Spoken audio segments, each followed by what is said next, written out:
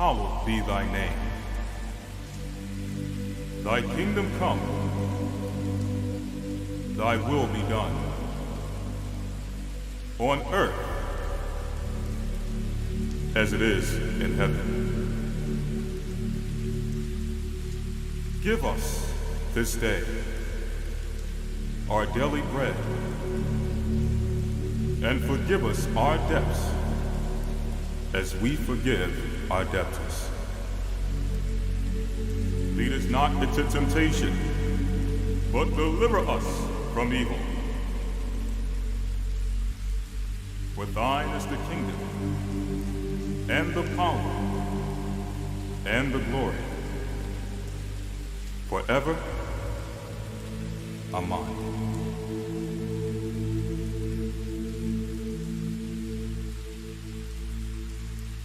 Abba Noah, Shabbat Shemaya, Kodash Haya Shemka Ahaya, Malakwavka Taba'a, Ratazawanka Haya Aisha, Ba'arataza Kawa, Haya Bashemaya,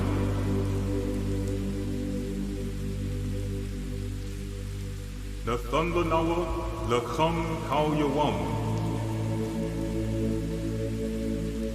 Wasalak Noah, Kawawaf Noah, Hasalak Noah, Kawawaf Yanawa Wala'a, Kabayak Noah, Anasaya one above, Awashai Noah, Manrai Kayalaka, Kamalakwa Waha Allah, Bahathapa Arak, La Iwalamyam, Aman.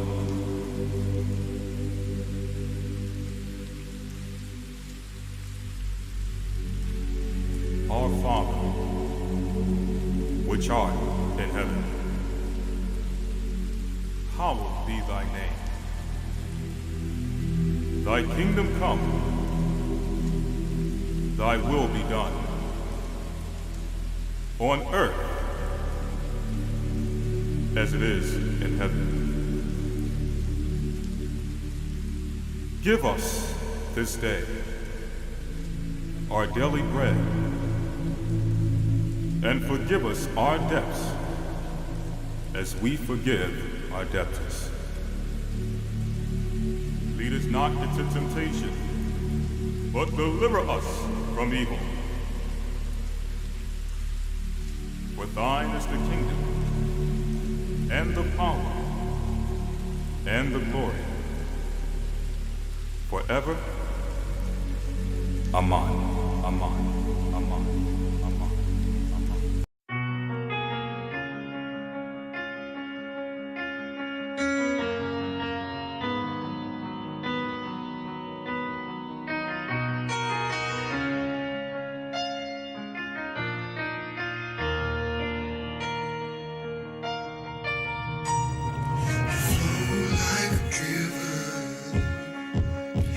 Your blessings fall like rain.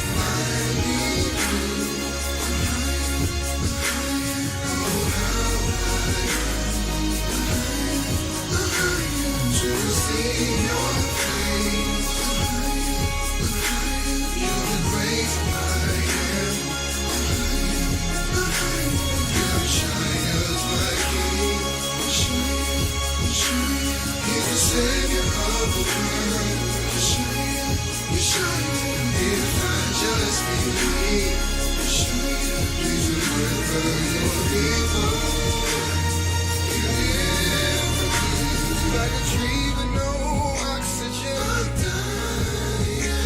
like a flower with no water, withering away, like a desert with no rain. Please come save me right away.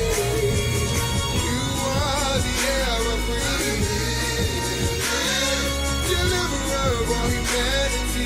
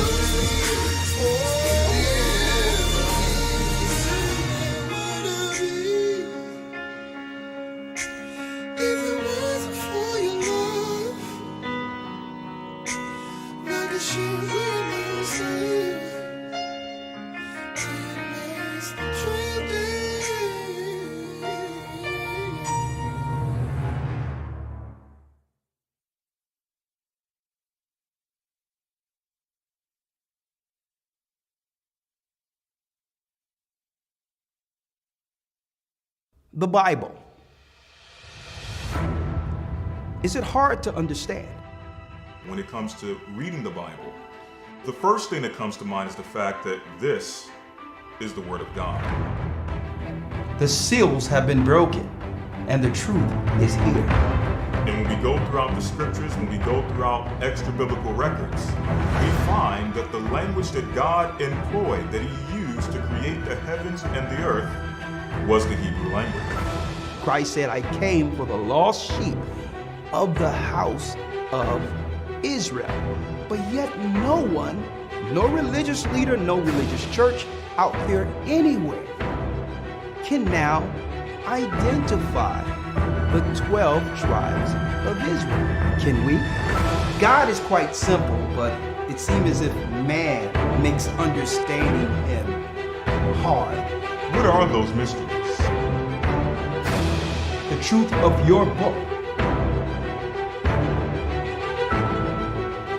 and the truth will make you free. The Hebrew and Bible Academy, you're invited.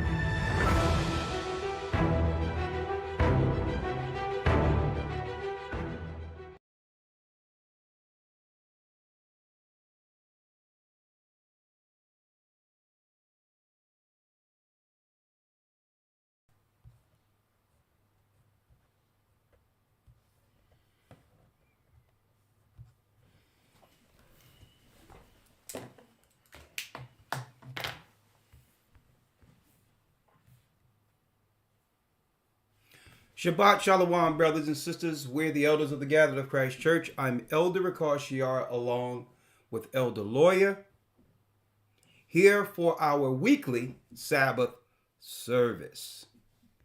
That's right. All praises be to the Most High, Ahaya, Ashah, Ahaya.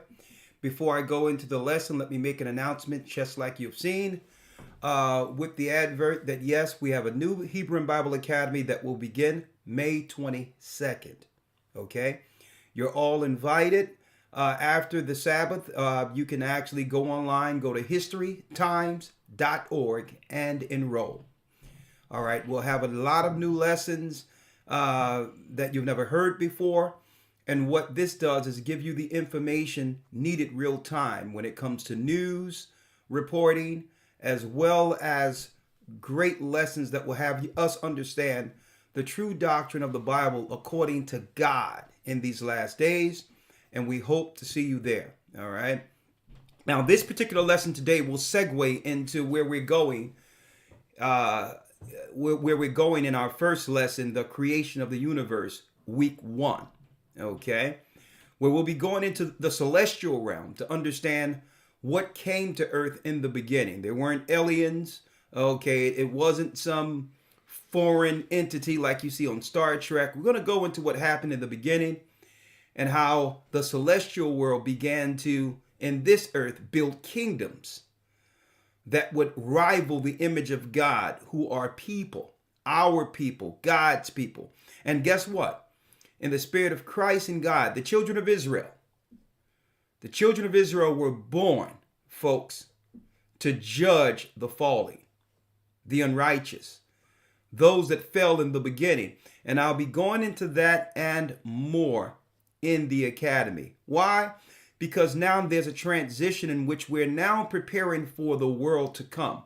The new heaven, the new earth that will soon, that's right, enter our realm. So it's time to start teaching and give people understanding of that connection between the celestial world and our world, because this world is dying. Okay? We'll soon have a transition. And so I'm going to be talking about that more and more so that our people, brothers and sisters, are not really in the know when it comes to understanding how Christ will return. All right?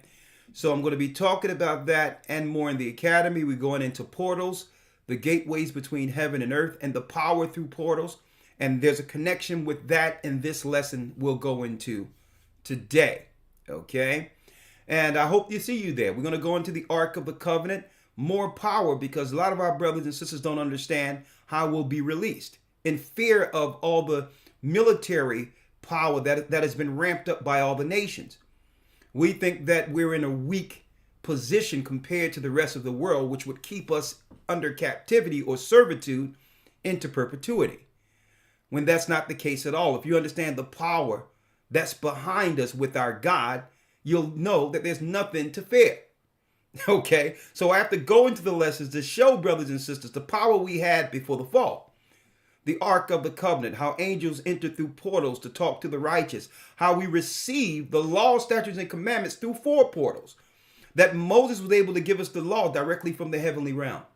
More and more to let you understand what will soon enter our realm to dash the Gentiles to pieces. Now, first and foremost, I would like to say all praises be to the Most High. Again, Ahia, Ahia, the God of Israel, in the name of Yeshua, through the Holy Spirit. Okay. Now, before going into the lesson, let's first do the Hebrew Credo. We do it one time and let's go. Right? Yes, let's sir. go. Shema Yasha Allah Ahaya Allahayanawa Ahaya Akkad. Shema Yasha Allah Ahaya Allahayanawa Ahaya Akkad. Hear, O Israel, the Lord our God is one. Hear, O Israel, the Lord our God is one God. That's right. All right, brothers and sisters, that's right. Get your pen and pads ready. We're going to go into a quick lesson to be edified, so the brothers and sisters can be edified today, okay? Concerning what? They're setting their nest amongst the stars. Okay? Now, this was prophecy that that the powers that be, the Gentile nations who serve idols, would one day work in the earth to use the materials and elements in the earth to go into the cosmos, the stratosphere, and set a nest, which is what? A habitation out in space. Out in space. But why? What's the Bible narrative? Because scientists have been lying to us.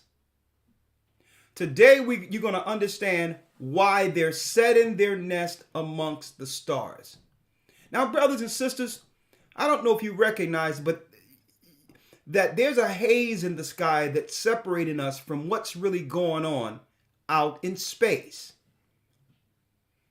I remember growing up, used to be able to look into the stars and see movement and the constellations and formulations of clouds. But it's as if The world powers and governments and scientists are working to block us from what's outside of the firmament while they're doing things.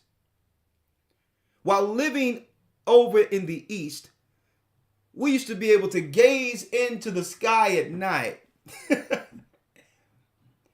and see the beautiful workings of the Most High, which were the stars, the twinkling stars. And let me tell you, it was like gazing into heaven, seeing angels light the earth. But when you go into these big cities, in Babylon and other areas, it seems as if there's a haze, even at night. There's metals in the sky that's blocking us from actually seeing the sun. What are they concealing? They're concealing a work they're doing out there that they don't want anyone to understand. There's a preparation. That's right. NASA and others are preparing for a celestial war, knowing what's coming back here. Okay? So today we're going to go into that, setting their nest amongst the stars. Now, I have a few videos I want to show real quick. Fair use. Fair use. To show you what scientists are cooking up. Now, Elder Lawyer, I need you to go to Titus real quick and give me the info on science. I mean, 1 Timothy. Yes, 1 Timothy. And let's give brothers and sisters first the insight on our scientists today. Read it. 1 Timothy 6, verse 20. O Timothy, keep that which is committed to thy trust. So here it is. The apostles were writing to the churches and saying, well, listen, keep that what? Which is committed to thy trust. Which is committed to thine trust.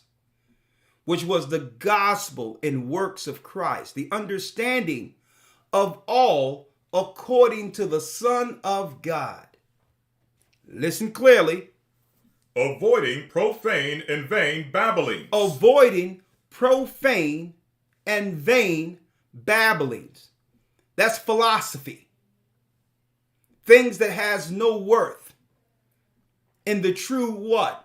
In the true narrative or the true construct of earth while we're here.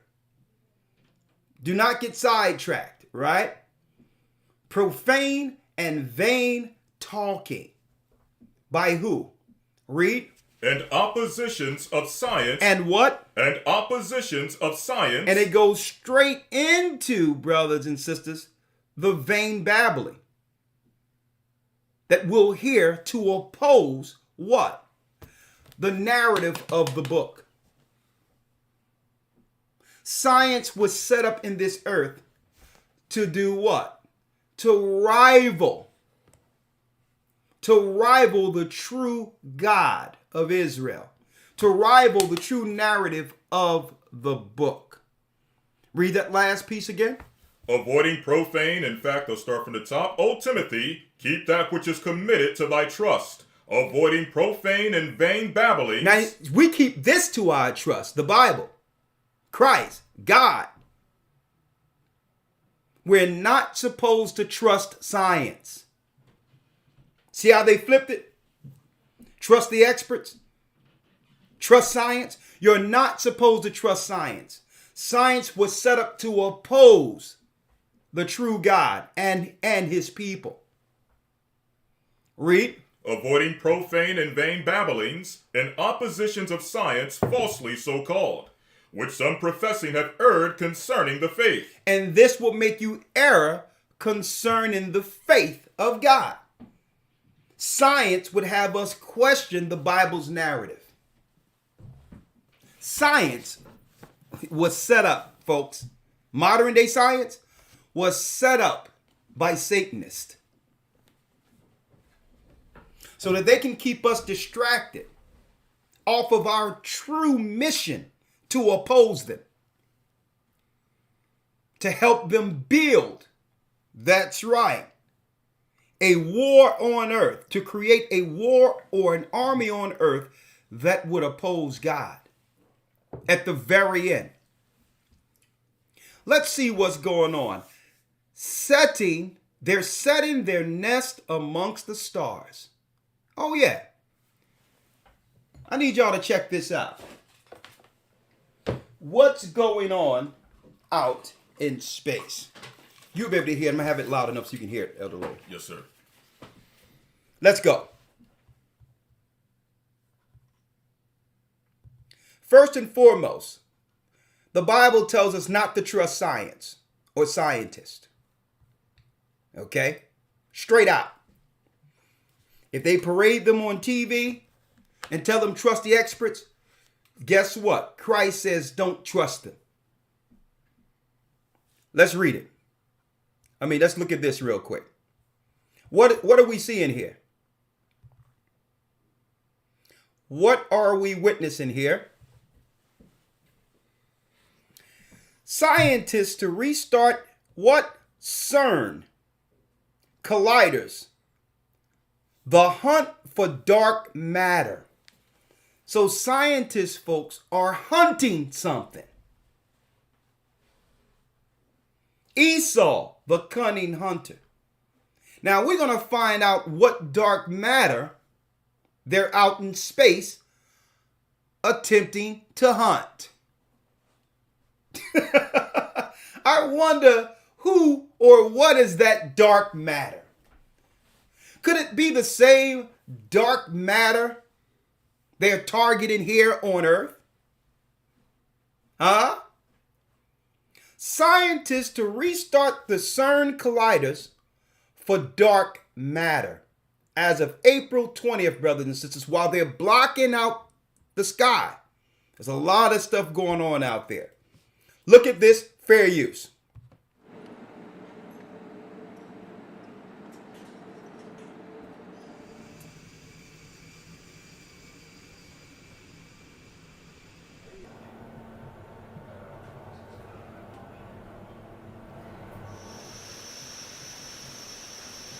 What are they doing? Yeah, after 3 years of long shutdown, we are all very, very keen on getting the excavator running again. Of course, this comes with a certain sense of tension, nervousness. Is everything going well? And will it all work as we expect? There are always risks when you warm up and cool down a machine from room temperature down to minus 270 degrees, because materials shrink, etc., etc. Did all this go right?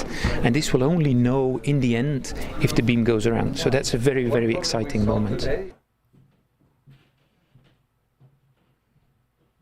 Look at this, folks. What are they doing? What are they doing?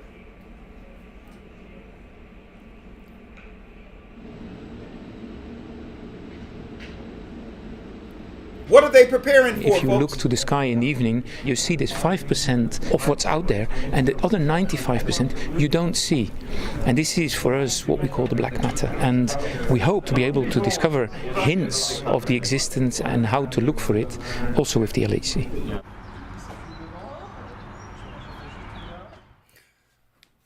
The CERN Control Center, folks, in a nutshell. When we reported on this in 2011, it was found that the CERN was a part, the missing part that they found for the original Tower of Babel, ancient technology, which is now on grid. But they're distracting us, right? Let's see what's going on. They're distracting us with everything on what we're seeing here on Earth.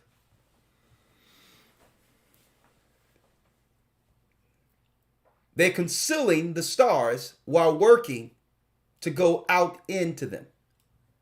More fair use.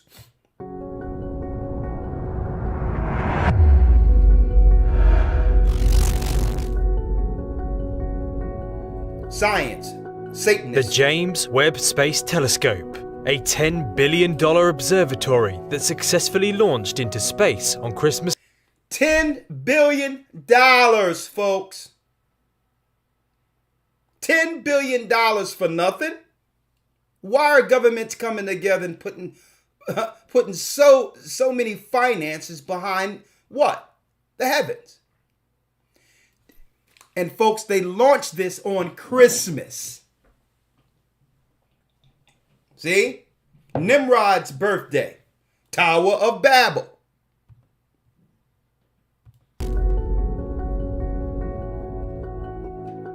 The James Webb Space Telescope, a $10 billion observatory that successfully launched into space on Christmas Day last year.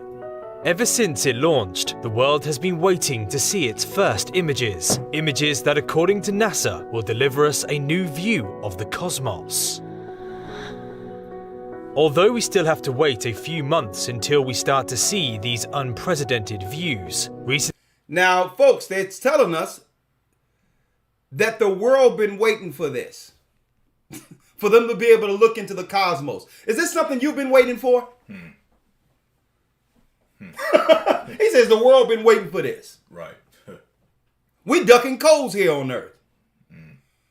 Right? They got us distracted looking at everybody else as the enemy, looking at people with masks on. It was like one big emergency ward, simple as the days old, and these are the things they're dealing with. The world is distracted. Gas Right? prices. Huh? We're living in crisis right now. I said gas prices. Yeah, you look at the gas prices. Yeah. That's what we focused on. We focus on $10 a gallon for gas. And they talking about the world have been waiting for this. Right. Who are they speaking of in particular while they keeping you distracted, putting people down? Folks, they launched this last Christmas. The same time they were making it out there and making it, the conversation last Christmas was, is it safe for you to have Christmas dinner with the rest of your family for the pagans who still celebrate it? Okay, that was the conversation for Christmas. Can I sit down with Grandma? Is Grandma contagious? Right. Okay, or that was the conversation while they was doing this, brothers and sisters. Now I pause it because for fair use, we have to sometimes interject or whatever, so that if we play it straight through, then those are the rules. But here it is. What were they doing last Christmas on Nimrod's birthday? The same time they were opening up CERN.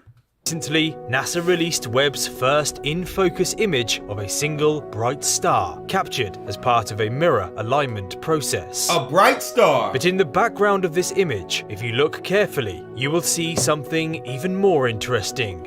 A taster, if you like, of what this extraordinary telescope is capable of. Now, what do they need a telescope out in space for, folks? Ha ha ha ha. There's some black matter coming, folks. While some of the largest ground-based telescopes on Earth use segmented primary mirrors, Webb is the first telescope in space to use this design. The 21-foot or 6.5-meter gold-covered mirror was far too big to fit inside of a rocket fairing, however, and so it had to be folded up for launch. After Webb successfully made it into space, the 18 hexagonal beryllium mirror segments that make up the primary mirror then unfolded.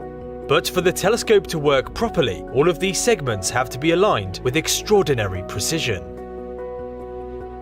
Aligning each segment into one smooth reflecting surface was one of the most important tasks the Webb control team had to tackle since the telescope launched. According to NASA's recent news conference, however, the primary mirror is now fully aligned within a fraction of the width of a human hair and performing even better than expected. Although many other alignment steps and tests need completing before Webb ultimately delivers the new view of the cosmos, this fully focused image is the highest resolution infrared image ever taken from space, providing us with a tiny glimpse of how powerful Webb is. The star at the centre is called 2MASS J17554042 plus 6551277. And although it is the brightest thing in the image, emanating streams of light across the universe, it is nothing particularly special. It is just a generic, anonymous star with the right level of brightness used to make sure that the mirror alignment is precise enough. Oh, could this be an artificial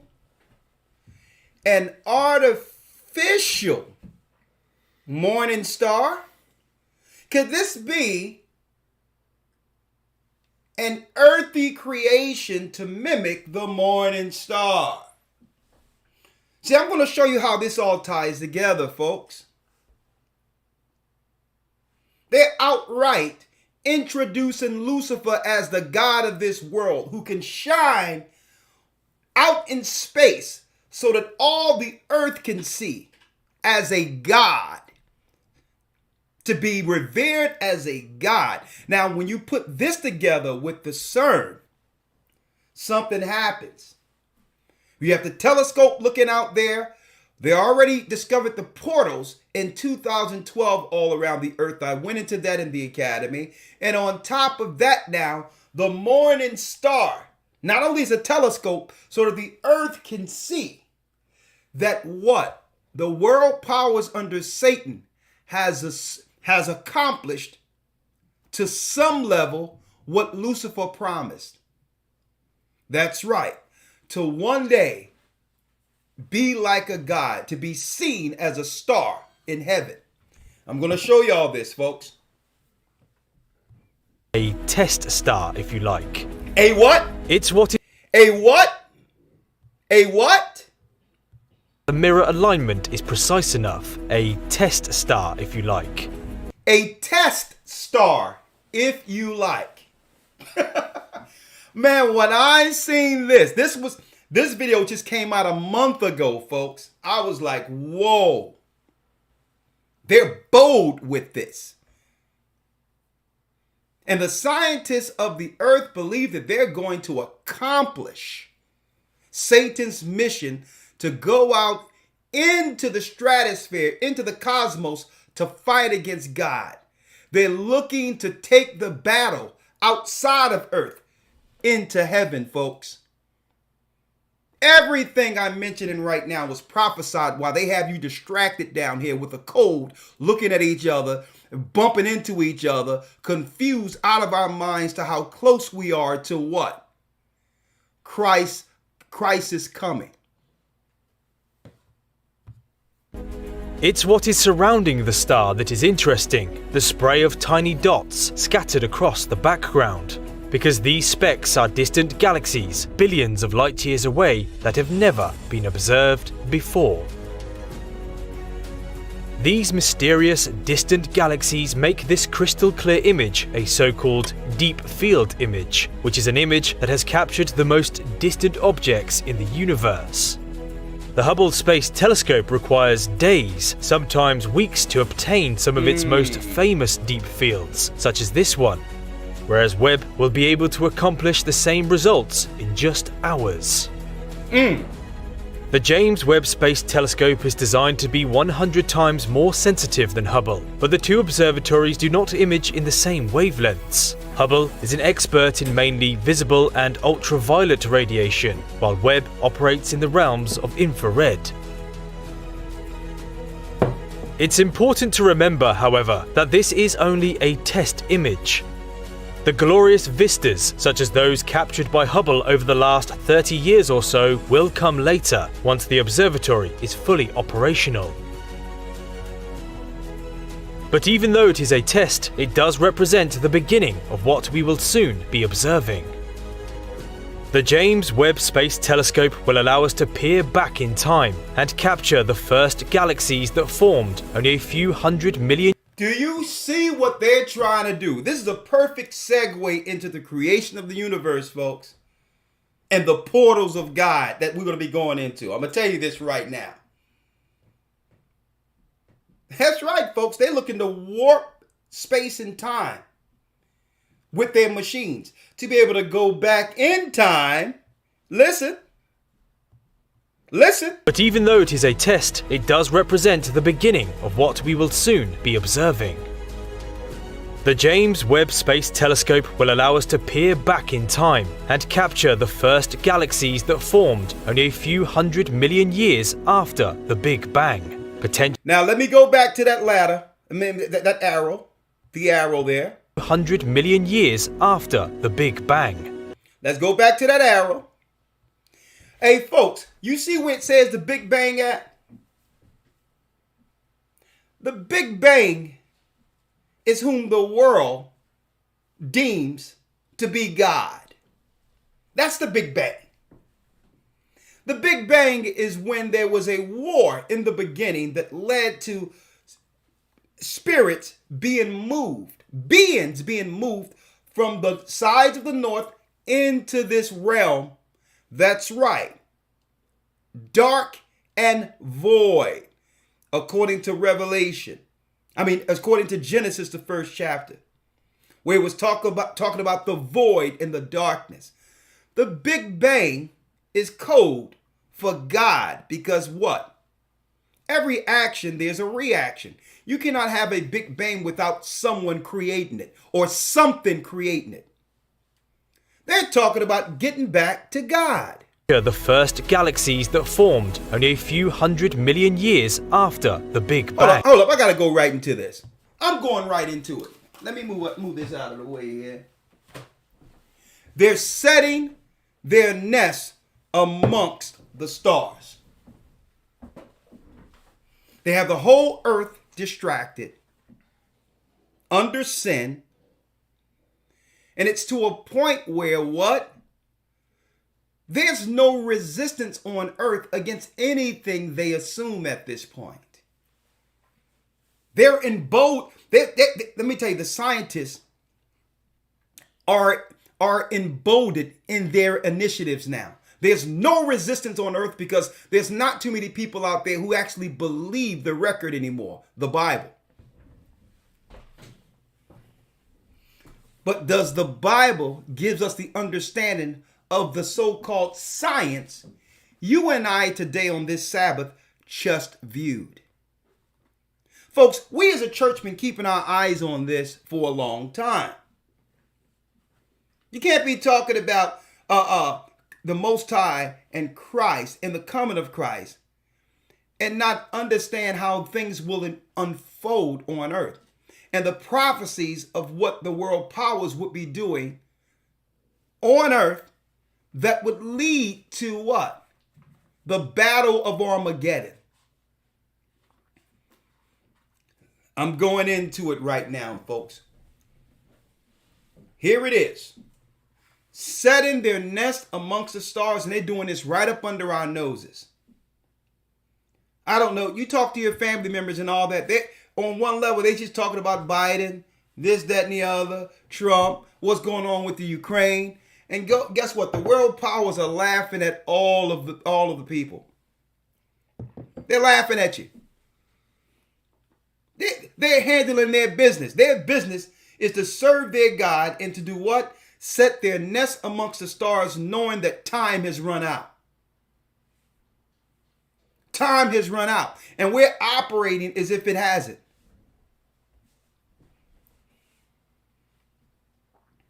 Okay? And they're putting all of their life source and spirit behind their God's initiative. But where are we placing our spirit? In our energy. Is our energy going on the right side of justice in preparation for Christ's coming? Because I'll tell you, these scientists, I'm going to tell you, if we were more fervent and zealous as scientists, as the scientists are in accomplishing their mission, we'll be saved already. They're putting their resources, their own lives, their spirit, everything in accomplishing this mission to set their nest among the stars. Let's go, Elder Lawyer. Let's go straight to, real quick, Lucifer, the morning star.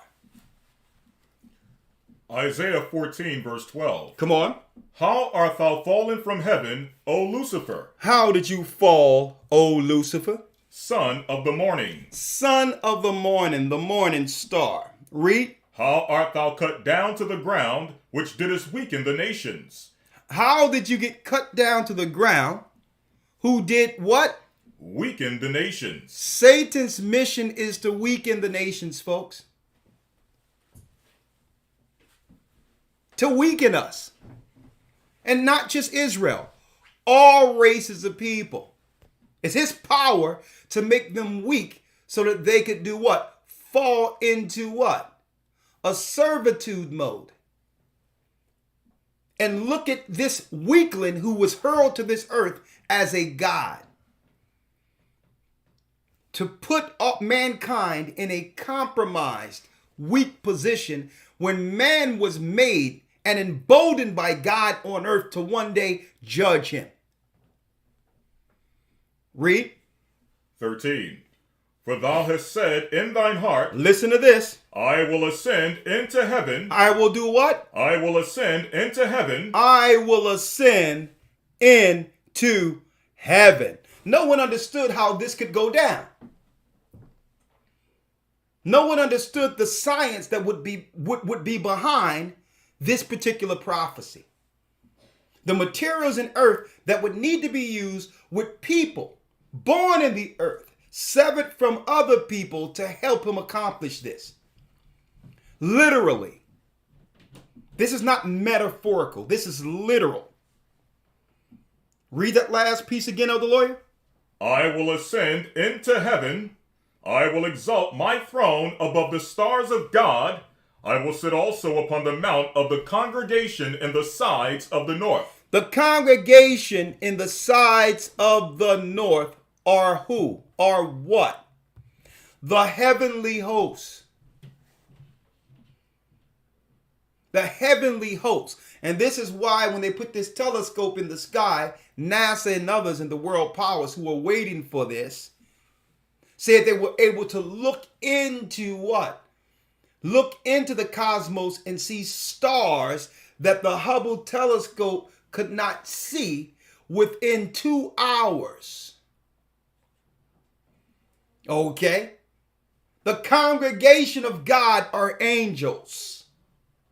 I will do what? Verse 13. For thou hast said in thine heart, I will ascend into heaven. I will ascend into heaven. That's over the firmament. Read. I will exalt my throne above the stars of God. Come on. I will sit also upon the mount of the congregation in the sides of the north. Read. I will ascend above the heights of the clouds. I will be above the clouds in earth. The clouds are before the firmament, which is the what? The circumference or the sphere around earth, the firmament. Okay? Which separates what? The life in earth from the life outside of it. He said he would go above the clouds. Read. I will be like the Most High. I will be like the Most High. I will be like the Most High. Now, we all know how this ends. Even the fallen God the world powers worship understands what will come of this satanic plan. And we're going to talk about that today.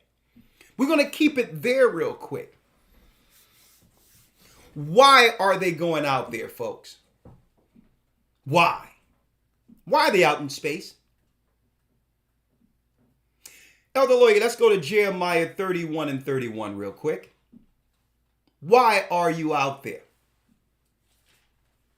Get the precept, Jeremiah 31 and 31.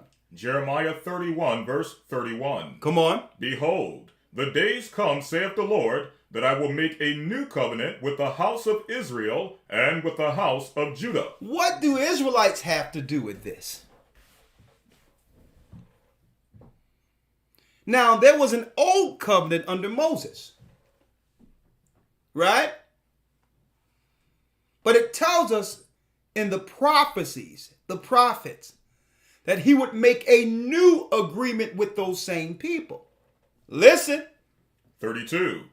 Not according to the covenant that I made with their fathers in the day that I took them by the hand to bring them out of the land of Egypt. I'm going to make a new agreement with the Israelites. And see, the powers that be, the scientists, understands this. Folks, listen to me clearly, folks. This is all about a battle for power. Who will rule this realm? The same realm Esau currently rules.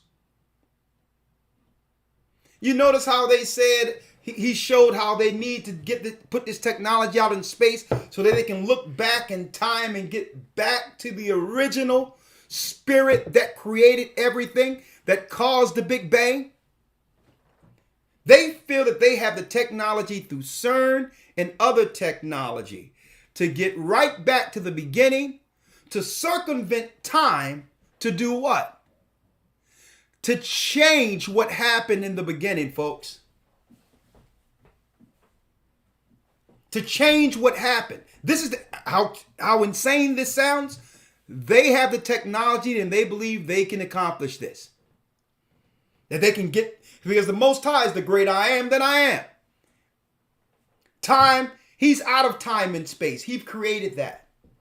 So they need to get to the point of him in the beginning and try to manipulate time to get to him, to reverse time. And I know how crazy that sounds, but this is what the scientists are trying to do. But what? The Most High said, I'm going to make a new agreement with these people for a purpose. Folks, Israelites on earth with a job to do. I have to make a new agreement with these people. Listen to me clearly. Read. Not according to the covenant that I made with their fathers in the day that I took them by the hand to bring them out of the land of Egypt, which my covenant they break, although I was an husband unto them, saith the Lord. So not according to the covenant that was made under Moses. So this kill all these other people out there, real quick sidebar, who is trying to claim that they're going to make it just following what Moses conveyed to our people. There's a new agreement. And if you're not under that agreement with the Son, you're not in agreement with God. I don't care if you're an Israelite. If you believe you can only just follow what Moses said and not follow the path according to Christ, you're not a part of the agreement anymore. Okay? Doesn't matter if you're bloodline. I wanted to put that out there real quick as a sidebar. Even in the prophets, the Old Testament, it was stated that the Most High would make a new agreement with the Israelites, not according to the one that was under Moses. So if you're just strictly following Moses and not the tenets and the laws Christ established and the path he made for the kingdom, what are you following? How are your works justified when the old agreement no longer has power? Moses no longer has power. See? It says, I would make a new agreement. Read. 33. But this shall be the covenant that I will make with the house of Israel. Now here's the gift. Here's the agreement like we received by Moses on Mount Sinai. At Mount Sinai. Read. After those days, saith the Lord, I will put my law in their inward parts, and write it in their hearts, and will be their God, and they shall be my people. I will write it in their hearts, their minds. They'll be marked. I shall be their God, and they shall be my people. Now, how does this begin? That is a metamorphosis in which we put down sin, baptize, and receive that spirit, that mark. And at that point, it's an agreement. Agreed upon, that's right, from the heavens. When Christ came out of that water, a spirit lighted down on him, and the Most High said, a proclamation before the earth, this is my Son, whom I'm well pleased. before Christ's death, during the transfiguration, the disciples witnessed Christ in the middle with Moses and Elijah on either side. And it says, the disciple says, this is good. We can make 3 tabernacles. No, at the end, the Father said, nah, my son, follow him. He's the one. You cannot make a tabernacle for Moses or Elijah. The straight path. Mm-hmm. The new covenant. The agreement. The only way to make it to the point of what? You got it.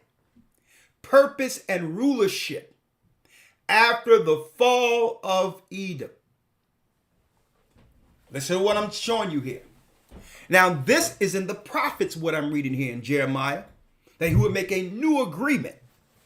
The Most High is bound by his word.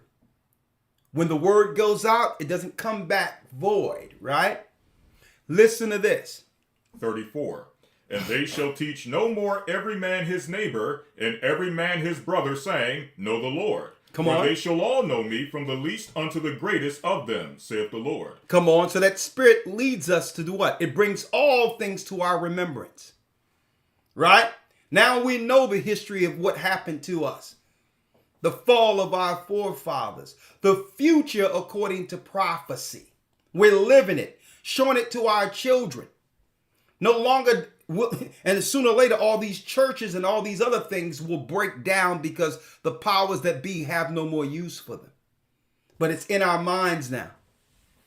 Right? Come on. For I will forgive their iniquity, and I will remember their sin no more. I will forgive the Israelites' iniquity, and I will remember their sin no more, which takes away that garbage they're talking about, that God's people, all God's people rejected him and are done away with now, so that he can receive a new people. This scripture utterly eradicates that what? That false doctrine, that replacement theology that came through the Romans, the Jesuits, and the apologetic lies through the Roman Catholic Church. The replacement theology, claiming that God done away with us to replace us with who? Those sinners? Those evildoers? Come on. 35. Thus saith the Lord, which giveth the sun for a light by day, Listen to this. and the ordinances of the moon and of the stars for a light by night. For a what? For a light by night, For a light by night out in the stratosphere, when you look out in space, if they allow us to anymore, with them streaming drones all through the air with metals blocking the sky, blocking the stars, where you can't even see the moon at night sometimes. But listen to what it's saying here. which divideth the sea when the waves thereof roar, the Lord of hosts is his name. The Lord of hosts, the host are the angels. Read. If those ordinances depart from before me, saith the Lord, If those ordinances depart from me. That means if one day we look up and there's no sun out there, no moon, no stars, read. then the seed of Israel also shall cease from being a nation before me forever. The children of Israel on earth will cease from being a nation before him forever. See, these are God's words. You think Lucifer and the fallen ones don't understand this? That if they can do something about what's out there, if they can win a war, if they can put out the lights in the sky, our people's prophecy will no longer exist on earth. To one day rule this kingdom according to the promises of Abraham. So I'm going to show you why they're out there, why they're setting their nest among the stars, folks. Because according to the word, the same God who hurled him, who is the word, it's stated in the records, not just in the Bible, but the heavenly tables, that if they can put out the lights outside of the earth, we will no longer exist. Foiling the prophecy of our people ruling again. See? Are you following me here? And they'll make you believe that our people aren't important, insignificant. They understand that it's deeper than just who we are right now. Satan and the fallen ones and the powers who worship them and the scientists understand what we will become. They're getting in front of this thing. They're not trying to wait for this. Understand what the powers that be are doing. They understand it's not about who we are right now. The prophecies have already showed them what we will become if they don't intervene. If they don't try to change us. If they don't change us. If they don't intervene with their chemicals. If they don't intervene with their science. Because we weren't born just to judge the fallen ones. We were born to judge them too. See? So this is an old prophecy from Jeremiah that says, and the Most High said it, and he's daring them here on earth.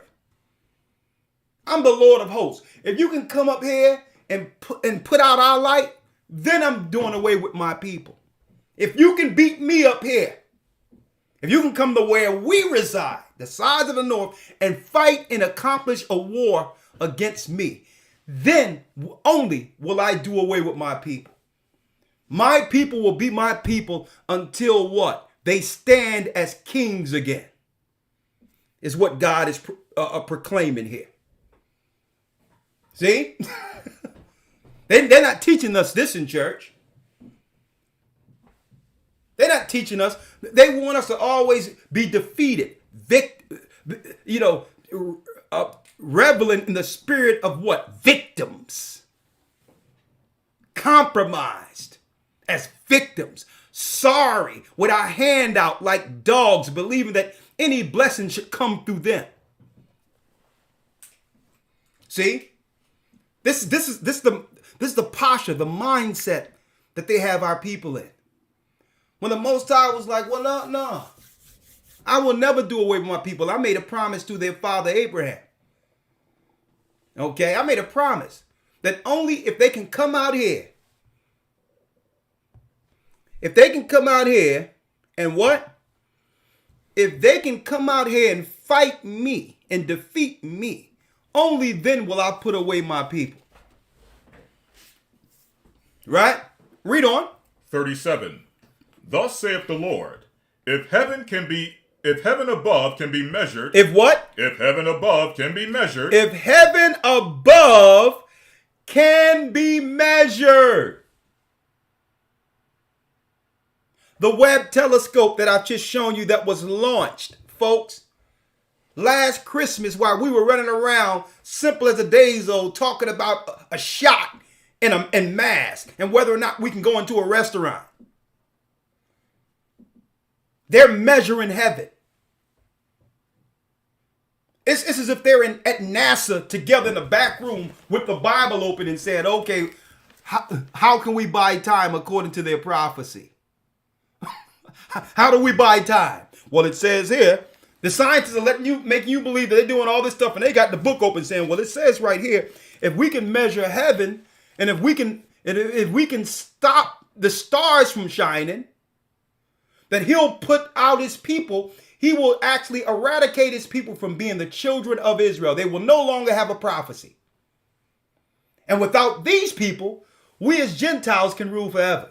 It's as if they are sitting at NASA, Esau, with the Bible open, trying to work their way around this and saying, well, he did say that. Well, where's the technology? Okay, open the CERN collider. Let's go out into space. See? Right? Are y'all following me? Let's set our nest amongst the stars. Right? Y'all need to understand what's going on here, folks. Man, we had our eye on this for a long time. We understand that this thing is way deeper than us, the slave ships, and, oh, Lord, the white man cut off my foot. we going into captivity. Woe is me. I used to bale cotton. Nah, that's not the gospel. That's low level looking. What the white man did, and one day I'm going to pay the white man back. Nah, we've been looking at this for a long time. That's low level stuff, folks.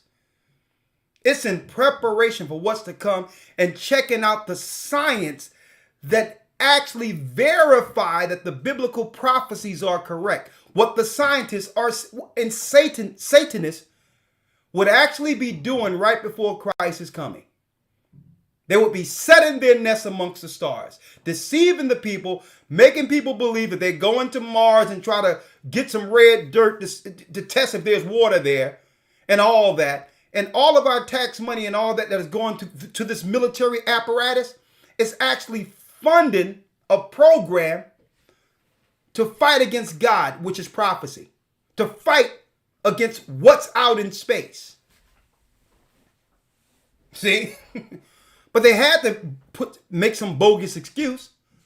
So they came out in the 60s and all that and talking about, yeah, the Eagles just landed. We landed on the moon. You can't land on the moon because the moon moves through portals. The stars doesn't revolve around the sun.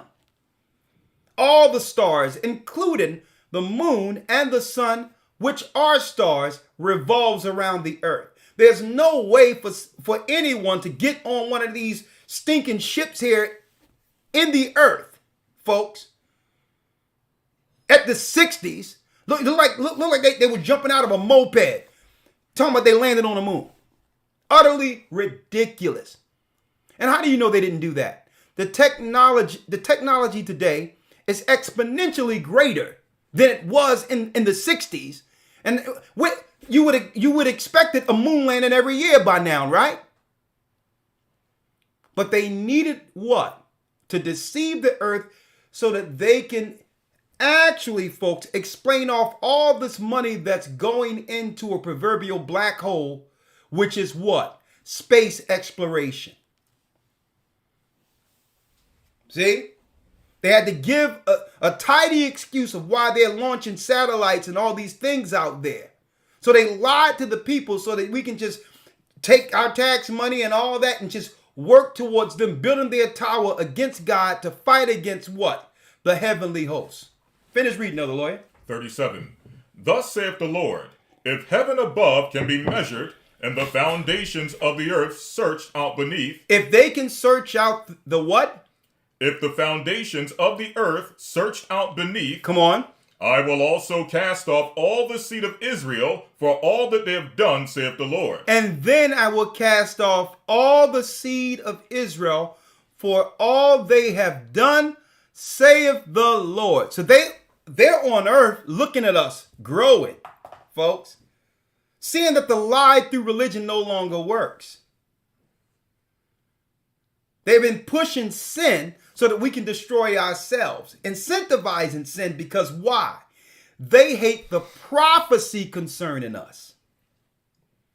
It's not as if some of them do, but they don't just hate us personally and all that. There's a reason behind it. The future. They can't see themselves serving the same people they once destroyed,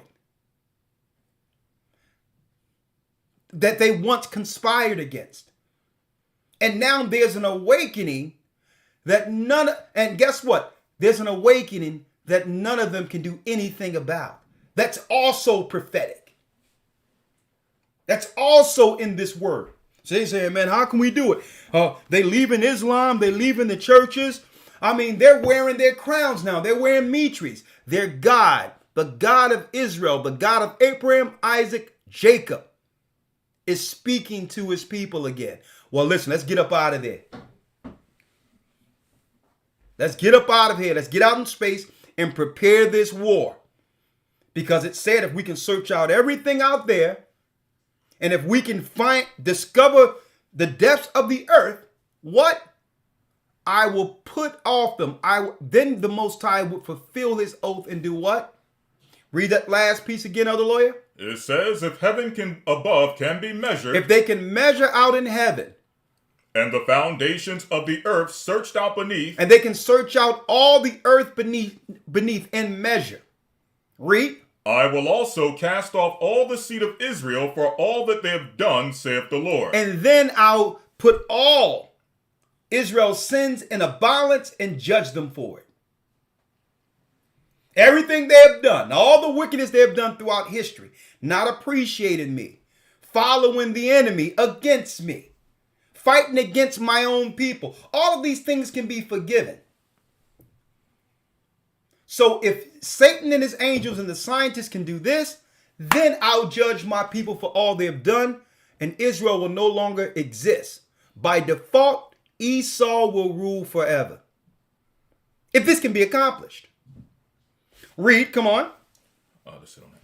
Now, Elder Lawyer, let's go into the book of Job real quick. Now, Lucifer promised that he would get out into the stratosphere, into the cosmos, and be like the Most High, fight against the Almighty. We're going to show you the future of that, concerning that. But let's go to the book of Job real quick. Yes, sir. Job 38, verse number 31. Job 38 and 31. Read it. Canst thou bind the sweet influences of Pleiades? Can you bind the sweet what? Influences of Pleiades? Influences of Pleiades, folks. Pleiades is what? Pleiades is a star system leading out into the heavens. Pleiades is a star system.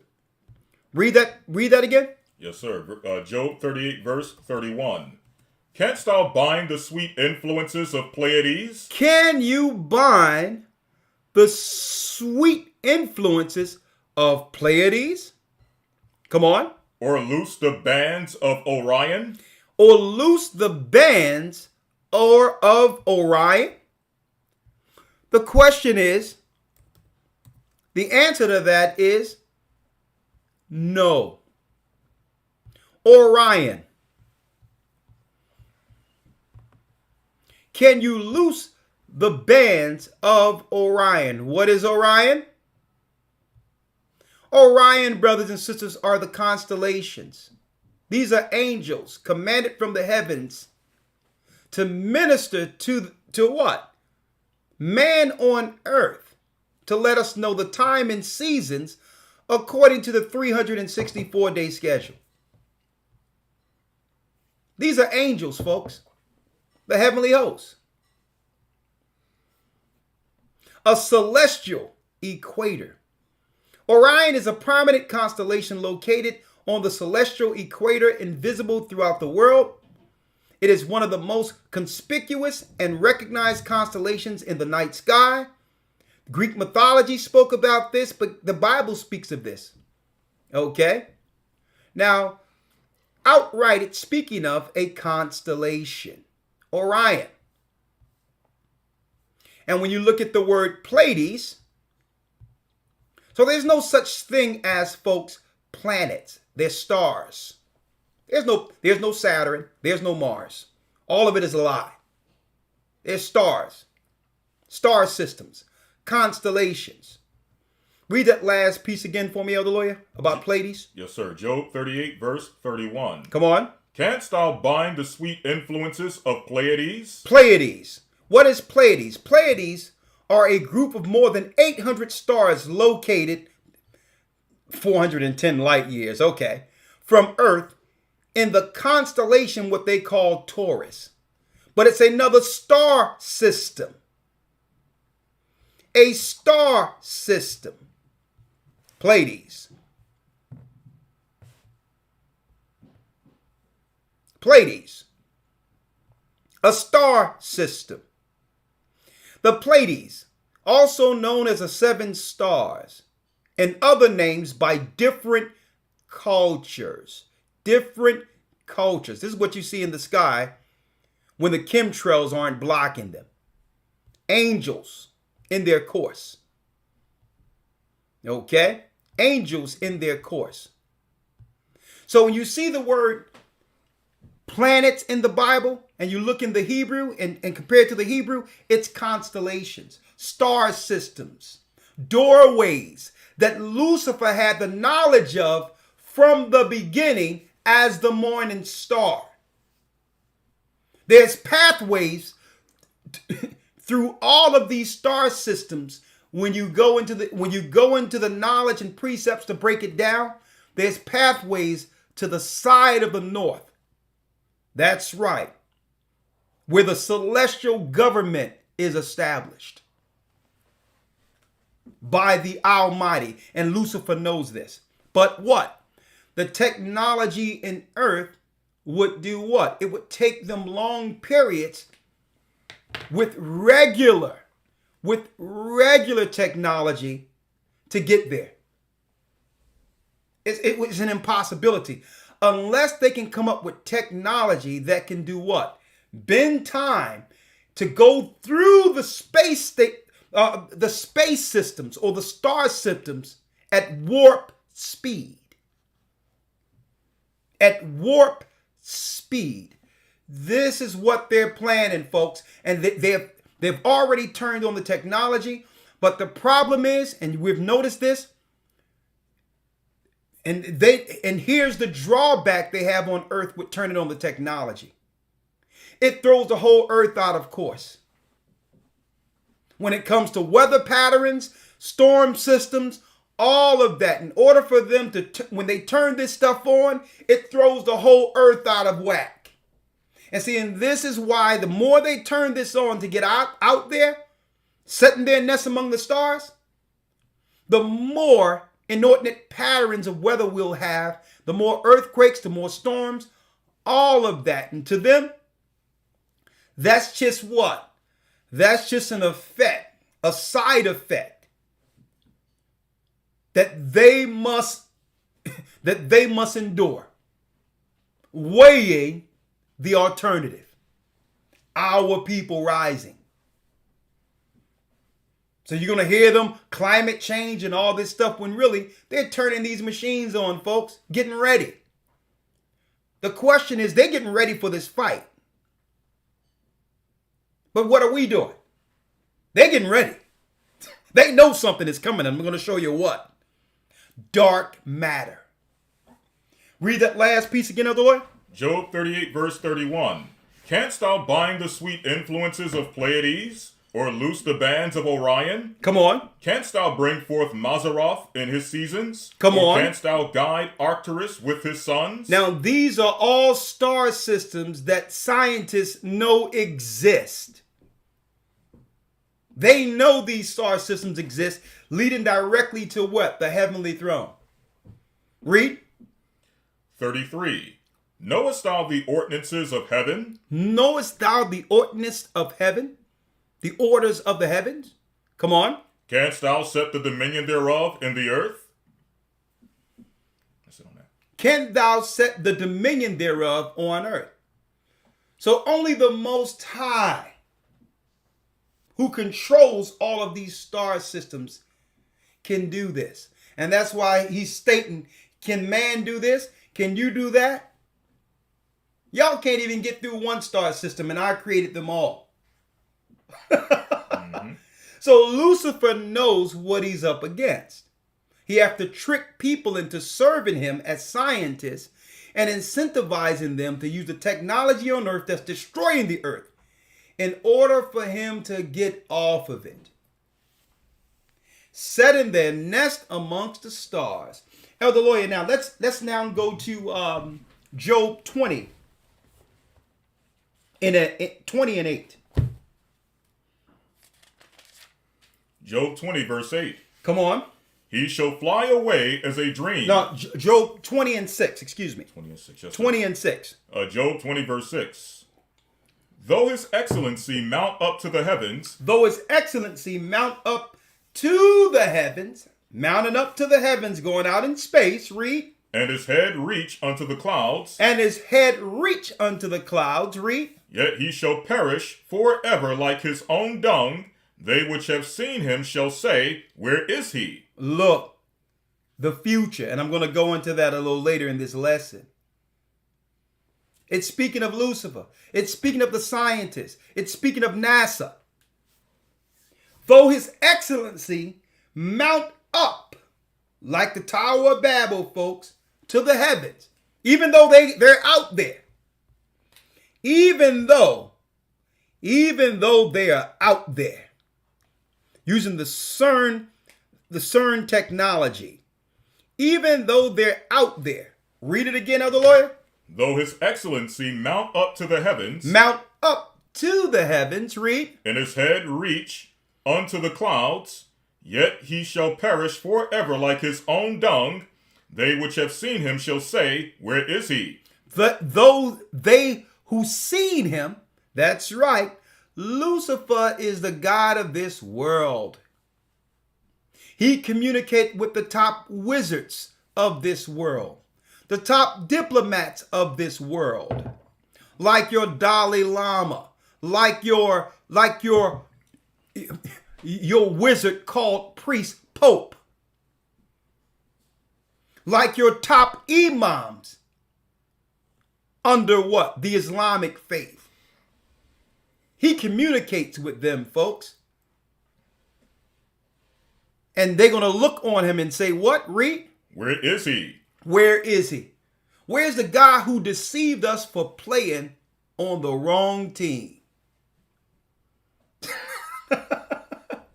Where is this character who came here and deceived us into believing that the true God, the God of Israel, the God who sent Christ, didn't exist? And we trusted science over this God? This little cooked up science here on earth. We've deceived ourselves, and without understanding the power of the God of this universe, and sided with a loser. At the very end, they're gonna look like, where's this worm at? Where's this serpent? We sided on the wrong team. Right? Elder Lawyer. Yes, sir. Now let's go to the book of Obadiah real quick. The book of Obadiah, to show you, Satan's partner in crime. Who would help him set his nest amongst the stars? Or do we even have to pronounce who that character? Right?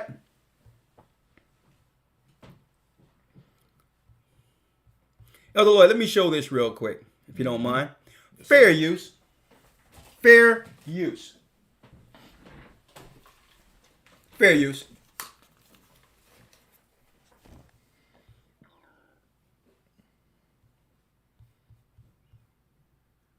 Discoveries that only help to demonstrate how little we truly know about the universe that surrounds us. So today, here at Unexplained Mysteries, we will be going over 3 recent scientific discoveries.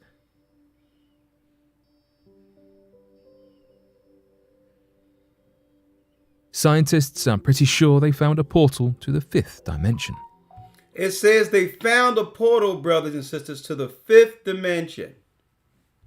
Scientists believe they may have found more clues to a possible 5th dimension, which helps in trying to find an explanation for dark matter. To help them find an explanation for dark matter. Dark matter is hard to detect, as it doesn't emit any visible light or energy. Scientists are adamant that this unseen force is a dominant ingredient that makes up the universe. There's an unseen force scientists are trying to find. At the same time, as we stated from the beginning of the lawyer, these scientists claim there is no God. Mm-hmm. And does that make any sense? You're looking for something you can't see that you know exists, but use that same framework to question whether or not there is a God. Well, I didn't see him. He didn't exist. But you know dark matter exists and haven't seen it. Mm-hmm. But they know the dark matter is synonymous with what? Doorways. And the powers of the celestial, controlled by God himself. You think they don't know this? Every time you hear scientist, folks, replace the word with Satanist. It'll take it, let me tell you, it'll go a long way for you in making decisions going forward. If they put a scientist before you and the scientists are telling you to do something, move the word scientist out of the way and replace it with Satanist. It'll help you in making your future decisions. The supposed fifth dimension is currently understood as a dimension where gravity and electromagnetism combine. This new discovery may not turn out to be as exciting as it might seem at first, but scientists believe it will help us to better understand and observe dark matter in the near future. In the near future. No, we're not going to do that. Let's see who's behind some of this.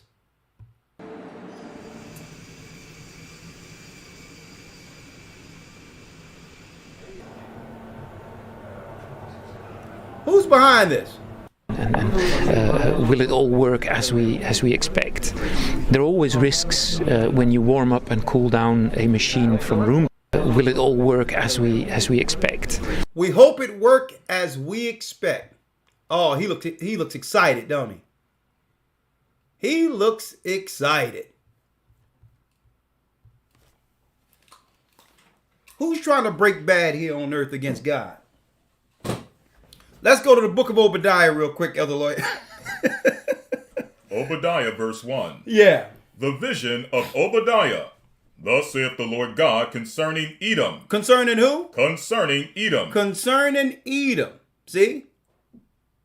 Because, yeah, that's right. Lucifer have sat down with their high priest, with their government powers, Esau at the helm, and said, well, listen, the only way God will cut off Israel from being a nation if you can help us search out the heavens and war against God and turn off all the lights.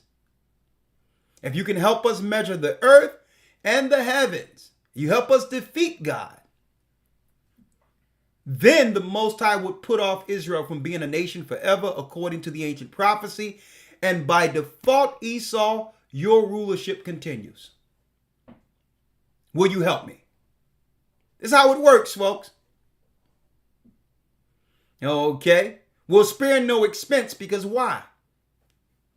We have everything to lose. Anyway, if we don't at least try this.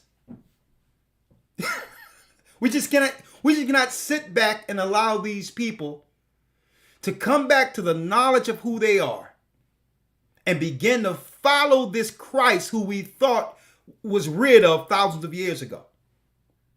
We can't do it. If we leave these people to their own devices, they'll communicate with this God, and at that point, there'll be no chance for us. He'll send the angels through gates to protect them until these same people stand as his people again. And you know they're going to judge us, right?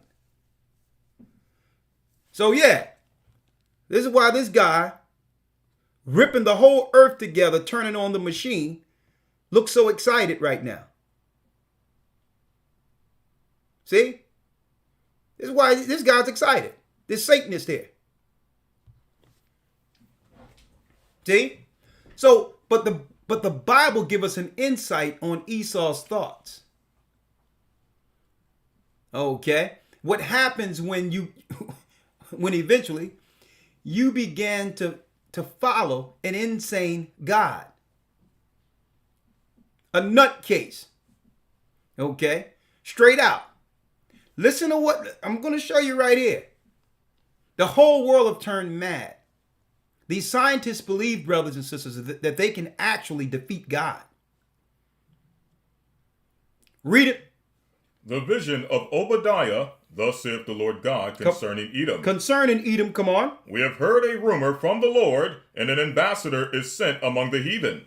Arise ye, and let us rise up against her in battle. Come on. Behold, I have made thee small among the heathen, thou art greatly despised. Now this is the vision of Edom. Read. The pride of thine heart hath deceived thee, thou that dwellest in the clefts of the rock, whose habitation is high, that saith in his heart, who shall bring me down to the ground? Who saith in his heart, who shall bring me down to the ground?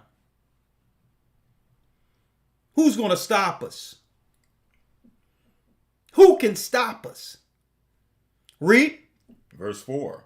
Though thou exalt thyself as the eagle, and though thou set thy nest among the stars, thence will I bring thee down, saith the Lord. Though thy, what? Though thy exalt thyself as the eagle, and though thy set thy nest among the stars, read. Thence will I bring thee down, saith the Lord. Thence will I do what? Bring thee down, saith the Lord. When you set your nest among the stars, I will begin to bring you down. A lot of you brothers and sisters, you have to go back to see this video, but we're going in of the technology they're using on Earth connected to telescopes in preparation for the war. The celestial war that's actually prophesied out of the Word of God. They have set up a military apparatus on Earth, established in the Earth, using the CERN collider as well as telescopes and all of that. And they've also, folks, those in the academy understand this, found the gateways throughout the whole earth. And I have more information on that for the next academy. In preparation for the war against what? Christ. Christ. Read. Though thou exalt thyself as the eagle, Read. and though thou set thy nest among the stars, And though thou set thy nest among the stars, they have made an artificial morning star through this telescope that can be seen, that's going to be seen in the earth when they allow you to, through your chemtrails and everything else. Making a proclamation in the earth that they have assumed this prophecy to put their God or the spirit of their God above the firmament like God. Who's behind this? Who's helping Lucifer? Esau. Esau, folks. Read. though thou set thy nest, or though thou exalt thyself as the eagle, and though thou set thy nest among the stars, thence will I bring thee down, saith the Lord. At that point, I will begin to bring you down, saith the Almighty. I will begin to bring you down when you start to set your nest among the stars. Now, you have Elon Musk also said that about 5 years ago, Elon Musk was discussing space travel and the technology to do so. Okay? So don't get deceived through Elon Musk. He's the new Satanist that's being used in place of Bill Gates. Now they have used up all the use of Bill Gates, and people can see him, Bill Gates, for who he is and who he always was. A eugenicist. Okay? He's nothing good for any people, not our people either. Okay? He's a top Satanist. Now that they can no longer use Bill Gates, they've replaced him with a new guy by the name of Elon Musk right before you. And he's another guy who is not to be trusted. All right? These are Satanists. Okay? When they use up their tool that no one... And guess what? Bill Gates did a great job for them, establishing all the poisons and everything that's destroying our people. Great job. They're going to phase him out, and they're going to now move in the next guy, the next Satanist. You had Elon Musk. You have the guy who owned Virgin Airlines from England, top Satanist. They were always discussing traveling on the outside and being able to live on the outside of the firmament. And none of us understand religiously what this is. Okay? There's an end game to this. They're not doing this for just exploration or extra finance and setting up some hotels. You cannot set up hotels on other planets because there's no such thing as planets. Come on, yeah, we're going to have We're going to have little colonies on this star and this moon. And there will be no colonies on Mars. None of that crap exists. They're lying to you, folks.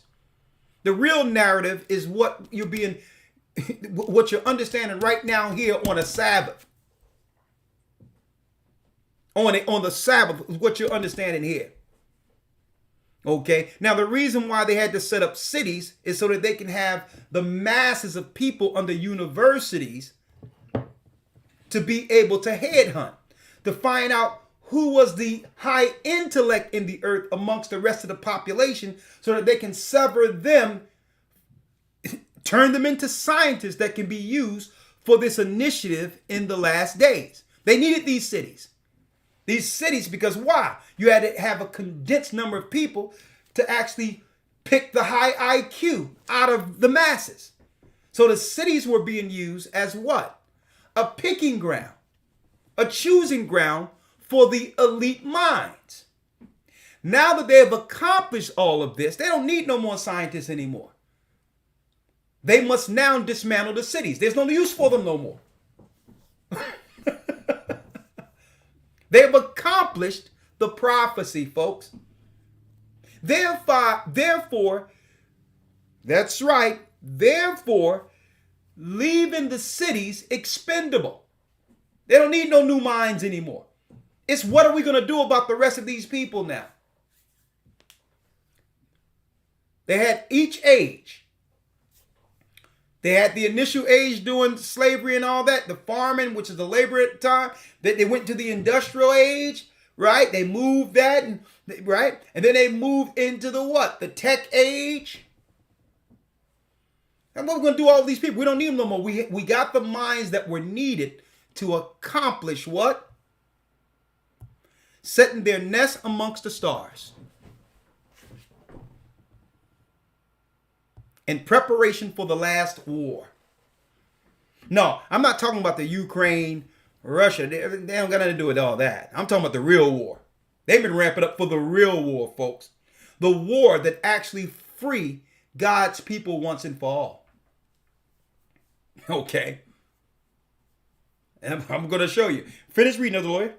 Yes, sir. Verse number 4. Come on. Though thou exalt thyself as the eagle, and though thou set thy nest among the stars, thence will I bring thee down, saith the Lord. Thence will I bring thee down, saith the Lord. Read. If thieves came to thee, if robbers by night, how art thou cut off? Would they not have stolen till they had enough? And it's speaking of the mindset of Edom.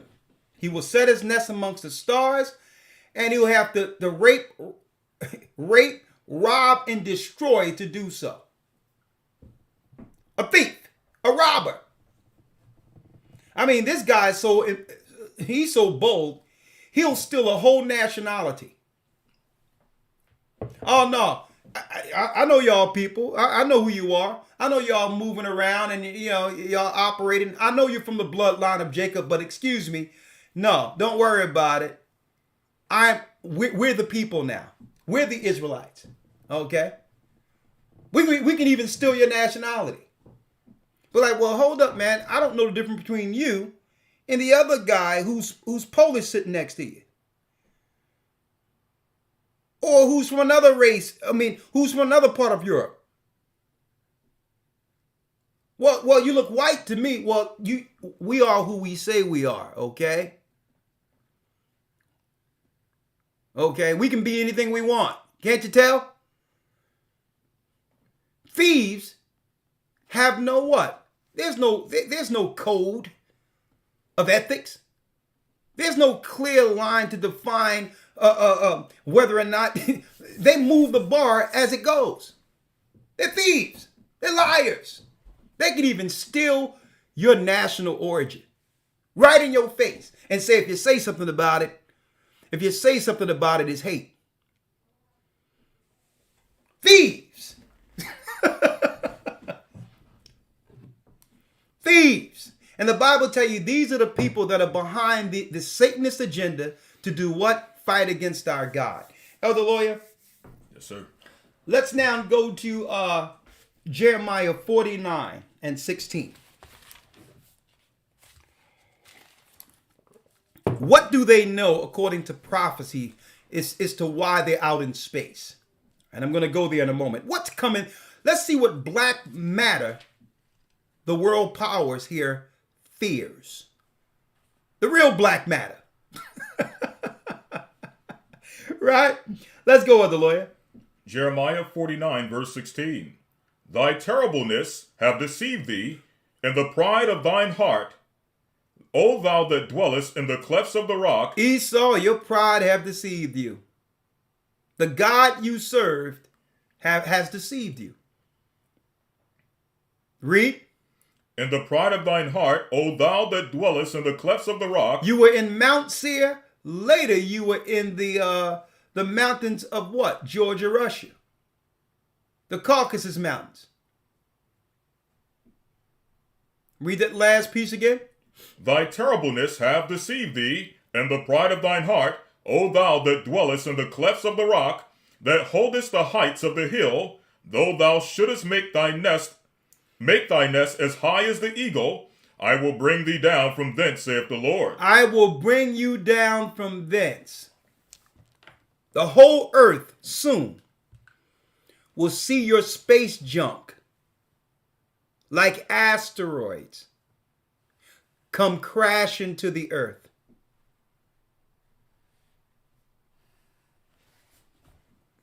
All your space junk is going to come down here first.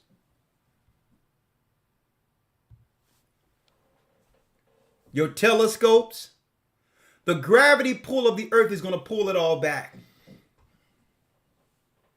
At the same time, that's right, at the same time that every eye shall see, your space junk is coming back here. You think you're going out there, but somebody is coming back here. And it says, the pride of your heart have deceived you, conspired against your brother Jacob up in that echo chamber called caves. Y'all been listening to yourselves too long. And y'all believe your science can defy the God of Israel. But we're going to give you the prophecies on what happens here. Elder Lawyer, let's go to Jeremiah 51:53, because Esau couldn't do it alone. And again, in the academy I'm going into, that's right, I have my records there, I got my books there, and we're going into the nations at the Tower of Babel. Okay, that's going to be a new lesson we're going to go into, because a lot of people don't know what race of people are who right now, in a time in which the earth is promoting the mixture of all people. So what I'm going to do, week 3 of the Hebrew and Bible Academy, I'm going into all the nations of the earth. Genesis 10 and Genesis 11. 9, 10, and 11, and showing all nations of the earth. We're going to pull up their names, and we're going to pull up their faces right next to them. So you can see every race of people in the earth. Ham, Shem, and Japheth. And what we're going to do at the very end of that, Psalms 83, and we're going to show you all the diplomats and the people that are still in the earth representing them, who are conspiring against us today, real time, 2022. You're going to realize it's the same races of people. And they're actually promoting race mixture so that we can identify the gene pool of all races of people who still have what? The same stock and race from the Tower of Babel. Week 3. All nations of people. We have to identify it. Don't forget. Paul even stated that end shall not come until that man of sin be revealed. We cannot, if we don't identify the races, we can identify the man of sin. So there will be no question when you go into a supermarket or you go down to a little 5 and 10 store where they got a little beer or whatever. You see a guy with a towel on his head, or you see a Sudanian sitting there, a real dark skin with yellow eyes and all that. And you looking at these people and be like, man, who are these people? you're going to know. It doesn't matter who you are. You're going to know every person when you see them. Every race of people in the earth you'll know. We're going to pull it up, their geography and their face. The nation of the man and woman from every race initially before the mixture. Week 3 of the Hebrew and Bible Academy, the nations at the Tower of Babel. Let's identify them all and let's identify the children of Israel. Okay? We need to do that because Esau isn't alone in this conspiracy. He's not by himself. He's just the helm, the head of it. Okay? Now let's go, Elder Lawyer. Jeremiah 51, verse number 53. Come on. Though Babylon should mount up to heaven, and though she should fortify the height of her strength, Though Babylon shall mount up to heaven, which means, that's right, folks.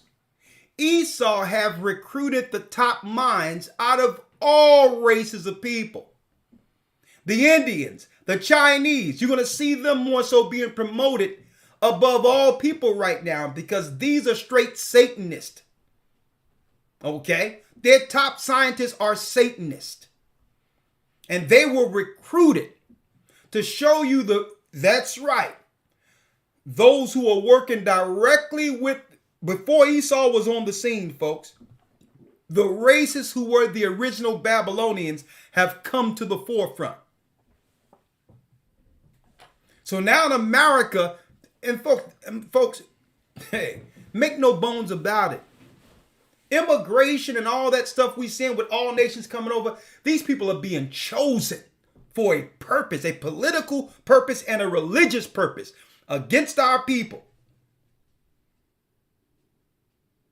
Against our people. I'm going to read this and then we're going to take a short break and come right back. Read it. yes, sir. Though Babylon should mount up to heaven, Though Babylon shall mount up to heaven, and though she should fortify the height of her strength, she will fortify the height of her strength. Read. yet from me shall spoilers come unto her, saith the Lord. But yet from me spoilers shall come upon her, saith the Most High. The Most High has a plan to spoil theirs. Right? I'm going to tell you, folks, it was written on the heavenly tables, which are the stars, and in the words of the prophets concerning them setting their nests amongst the stars, and eventually the judgment that would come. That's right. In the war against these scientists who have actually set up the technology to fight. I'm going to show you this and more on the other side. The dark matter. What dark matter? You got it. We're going to show you who they're looking for. We'll be right back.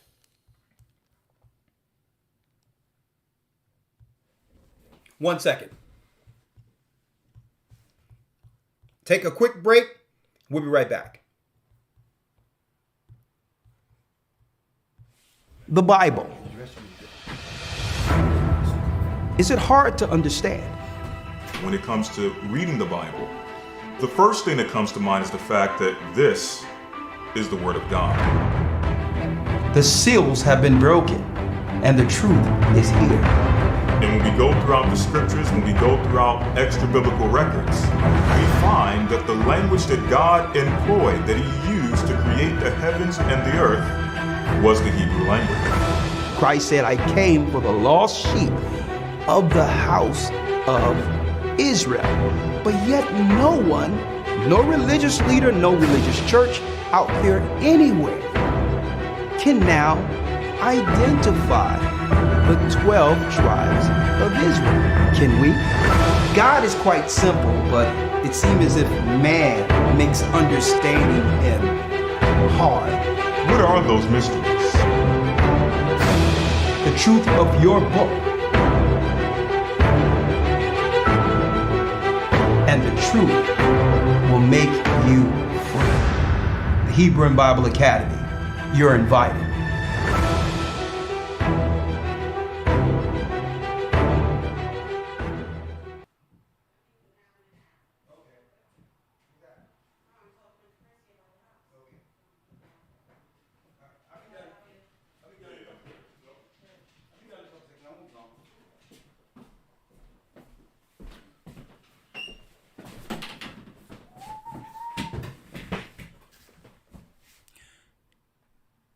All right.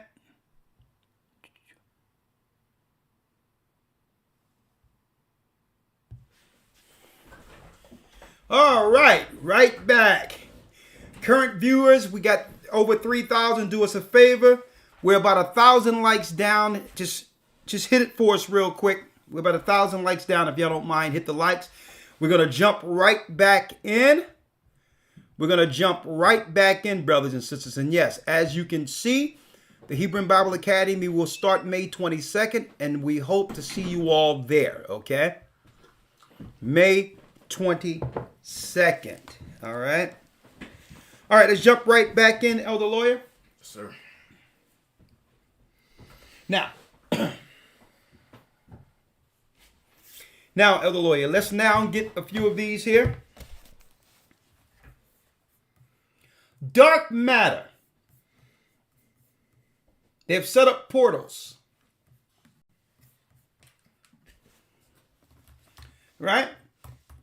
They've actually set up technology to see what's on the other side to find the dark matter. Right? Interesting.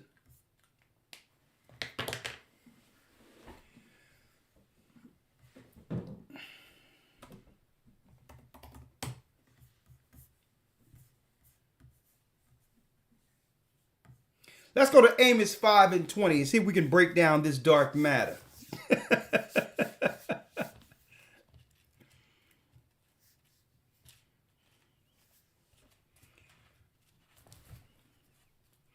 Let's get that and hold Isaiah 19:1 going back to the prophecies.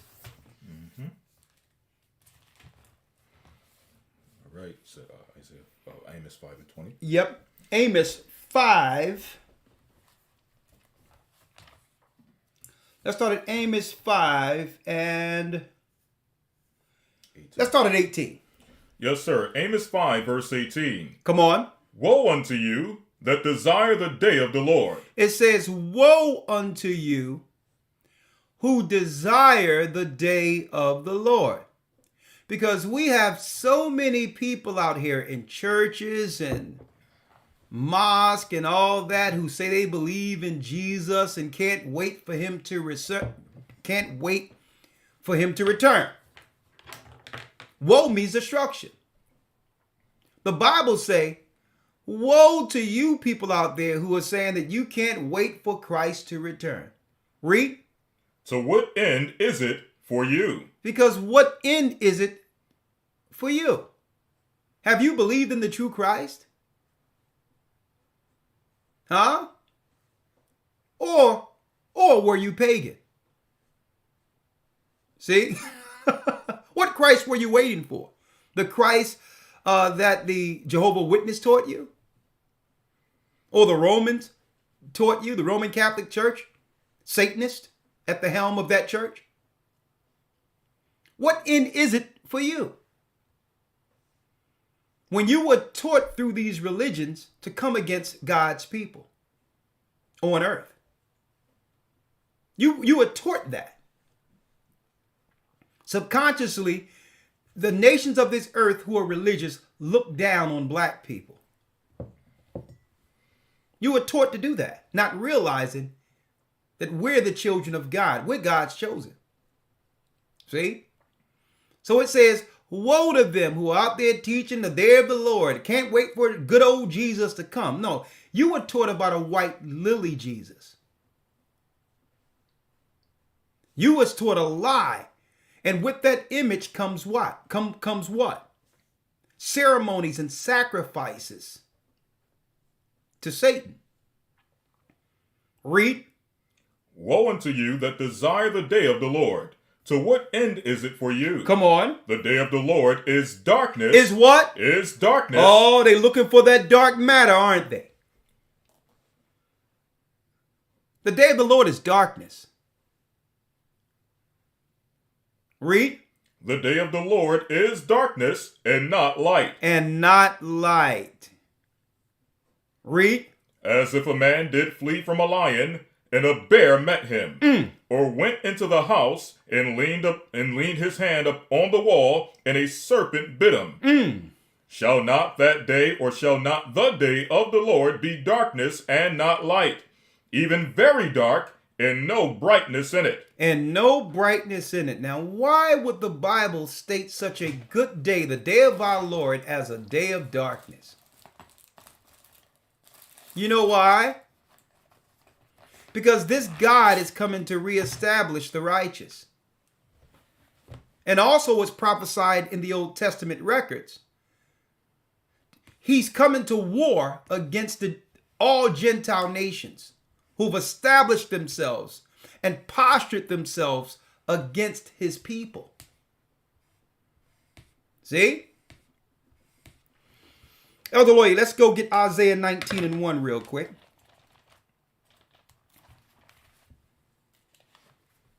Isaiah 19, verse number 1. Read it.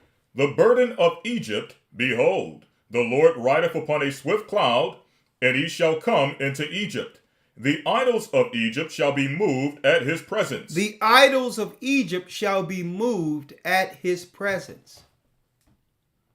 The idols of Egypt represents what? The idols of the nations, the gods the Gentiles has worshipped. That's right. The Buddhist, the Roman Catholic Church idolatry, and the false gods they call saints worshipped in the church.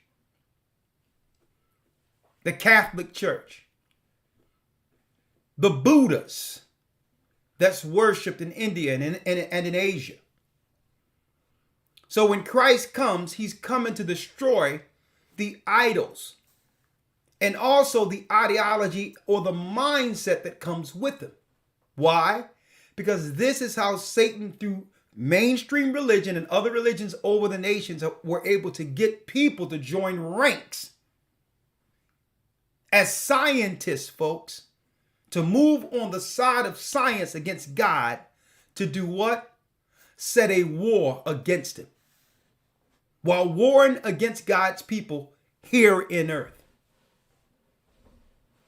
A conspiracy, folks. So, when he comes through the earth, right?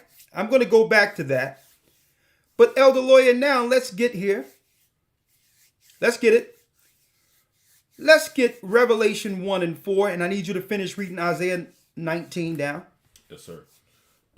Isaiah 19, verse 1. Read. The burden of Egypt, behold, the Lord rideth upon a swift cloud, and shall come into Egypt, and the idols of Egypt shall be moved at his presence. Come on. And the heart of Egypt shall melt in the midst of it. Come on. And I will set the Egyptians against the Egyptians, and they shall fight every one against his brother, and every one against his neighbor, city against city, and kingdom against kingdom. So the Most High is going to do what? At one point, the Psalms 83, it talks about them conspiring a war against us. But you reap what you sow. When these nations begin to understand, folks, that they were double-crossed by Esau, there's going to be infighting amongst all the nations right before Christ returns. And this is going to give us what? Leeway to safety while they're fighting one another. I'm going to be talking about that also, right? But let's get straight into the dark matter. Elder Lawyer, let's go to Revelation.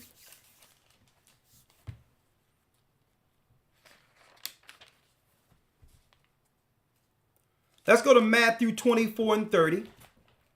Revelation 1.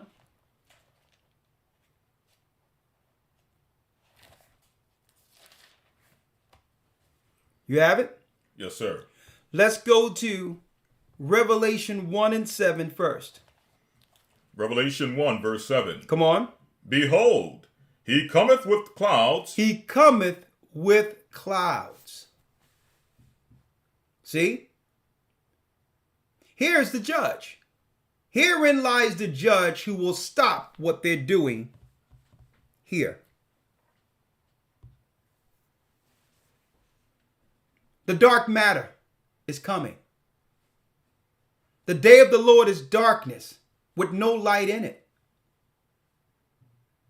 Read. Behold, he cometh with clouds, and every eye shall see him. And every eye shall see him. Read. And they also which pierced him. And even the Roman Empire, the people who were behind, piercing him at the cross. See? This is why the Romans have ramped up with their science under Lucifer, under Satan, to set their nests among the stars. They're trying to stave off this prophetic event that was shown to John on the Isle of Patmos. They know he's coming. They know what's on the other side of those portals. Lucifer was at once on the other side. He had access to the throne before Christ was crucified. See? They know what's on the other side and what's coming through those portals. Angels. He's coming on the clouds, and every eye shall see. Now, how will every eye see him? Because the angels from the heavens will lose their light, darkness, and then they'll come through all of the portals in the earth all at once. That's when the light comes on, and people realize at that point that they're up against a black man by the name of Christ.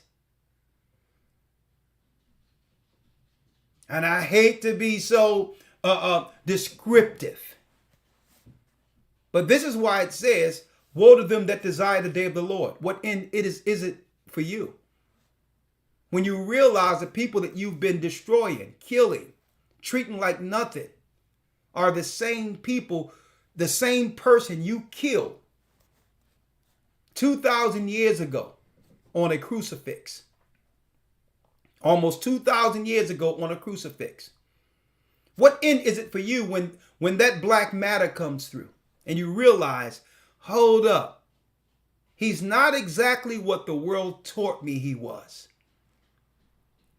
Okay? It says he's coming on the clouds and every eye shall see him. Now listen, to be fair, and I'm going to be straight out. If Christ was a white man, I would follow him. Let me make it clear. If he were Chinese, I would believe in him. Let me make it clear. And to prove to you that if he was white, we would follow him. When we thought he was white, we taught of him. We upheld his principles. So it's not a race thing for us. It's a race thing for you people. Okay? It's really a race thing for you. We're just setting the record straight. Okay? Finish reading the point that I want to bring out, Elder Lawyer. Read. Yes, sir. Revelation 1 verse 7. Read. Behold, he cometh with clouds, and every eye shall see him. Shall see him. Read. And they also which pierced him, and all kindreds of the earth shall wail because of him. And all kindreds of the earth shall wail. Be what? Because of him. Because of him. Why the earth wailing? I thought you were waiting for Christ to come. Woe to them who desire the day of the Lord, for what end is it for you? There's darkness and no light in it. You're going to realize the true Christ, with the purpose of raising his people, was never taught within the earth, within the earth's theology. You're going to find that out. And that's right. The people will what? Will wail because of him. All the United Nations and the people that are getting together to so-called bring forth this new world order, they know what they're up against. I'm going to tell you this right now. They know that they're preparing for the final war before God's people are established in the earth again. They know it.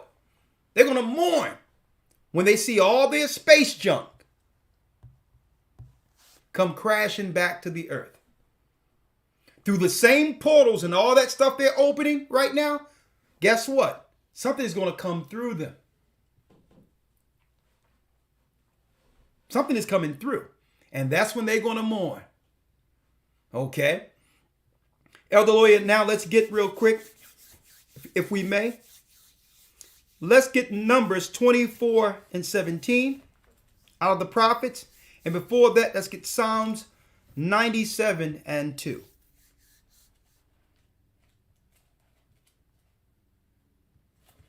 Psalms 97, verse 2. Clouds and darkness are round about him. Righteousness and judgment are the habitation of his throne. It says he cometh with clouds. Read it again. Clouds and darkness are round about him. Clouds and darkness are round about him. Read. Righteousness and judgment are the habitation of his throne. Righteousness and what? And judgment. And judgment are the habitation of his throne. Is the habitation of his throne. Here's the darkness your scientists are talking about, folks. The celestial coming into what? Into view for the whole earth to understand what's really out there. Christ and his angels are coming through. Outright. And then what? Elder Lawyer, I need you to get to Matthew 24 and 30 first. Then we're going to show you what will happen upon his return. Matthew 24, verse 30. Read it. And then shall appear the sign of the Son of Man in heaven. The sign of the Son of Man in heaven. And then shall all the tribes of the earth mourn. And all of the tribes, all of the races of the earth will mourn. Oh, I thought there's billions of Christians. I thought you were waiting for Christ to come back. Why mourn? Why mourn, folks? Because the Tower of Babel will be broken permanently. I'm going to tell you this right now. The nations who have conspired themselves against our people, that conspiracy will be founded and judged by what? The dark matter, Christ. It says the tribes of the what? The tribes of the people will mourn. It's talking about the races of people who've aligned themselves against God's people. Right? Elder Lawyer, let's go to Numbers 24 and 17. Numbers 24, verse 17, just finishing out verse 30. Read it. And then shall appear the sign of the Son of Man in heaven, and then shall all the tribes of the earth mourn, and they shall see the Son of Man coming in the clouds of heaven. And they shall see the Son of Man coming in the clouds of heaven. Read. With power and great glory. With power and great glory. To reestablish righteousness on earth, folks. This is what the New World Order has ramped up against. It's trying to ramp up against, knowing that they have a short time. They know this prophecy. They know this prophecy, folks, will unfold. And their scientists are preparing for this. So it doesn't matter if you believe in the Bible or not. Your scientists do. Your elite powers do. Your governments know that the Bible prophecies are correct. Doesn't matter if you believe in it or not. They do.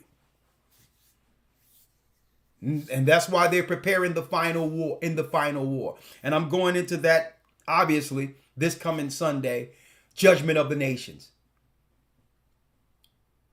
This is our last week of the Academy, week 12, and I'll be going into the Judgment of the Nations.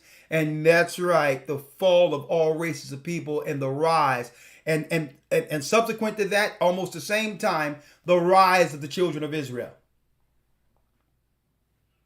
And the whole earth should want Israel to rise, our people to rise. Why? Because if we don't, there'll be nothing left in the earth. There'll be nothing. The Satanists have taken over. And if our people don't come into power to actually pronounce and bring forth the prophecy of this kingdom, no flesh would be saved. Christ is coming to save us out of this, but he needs Israelites, all people to stand up and proclaim the true gospel.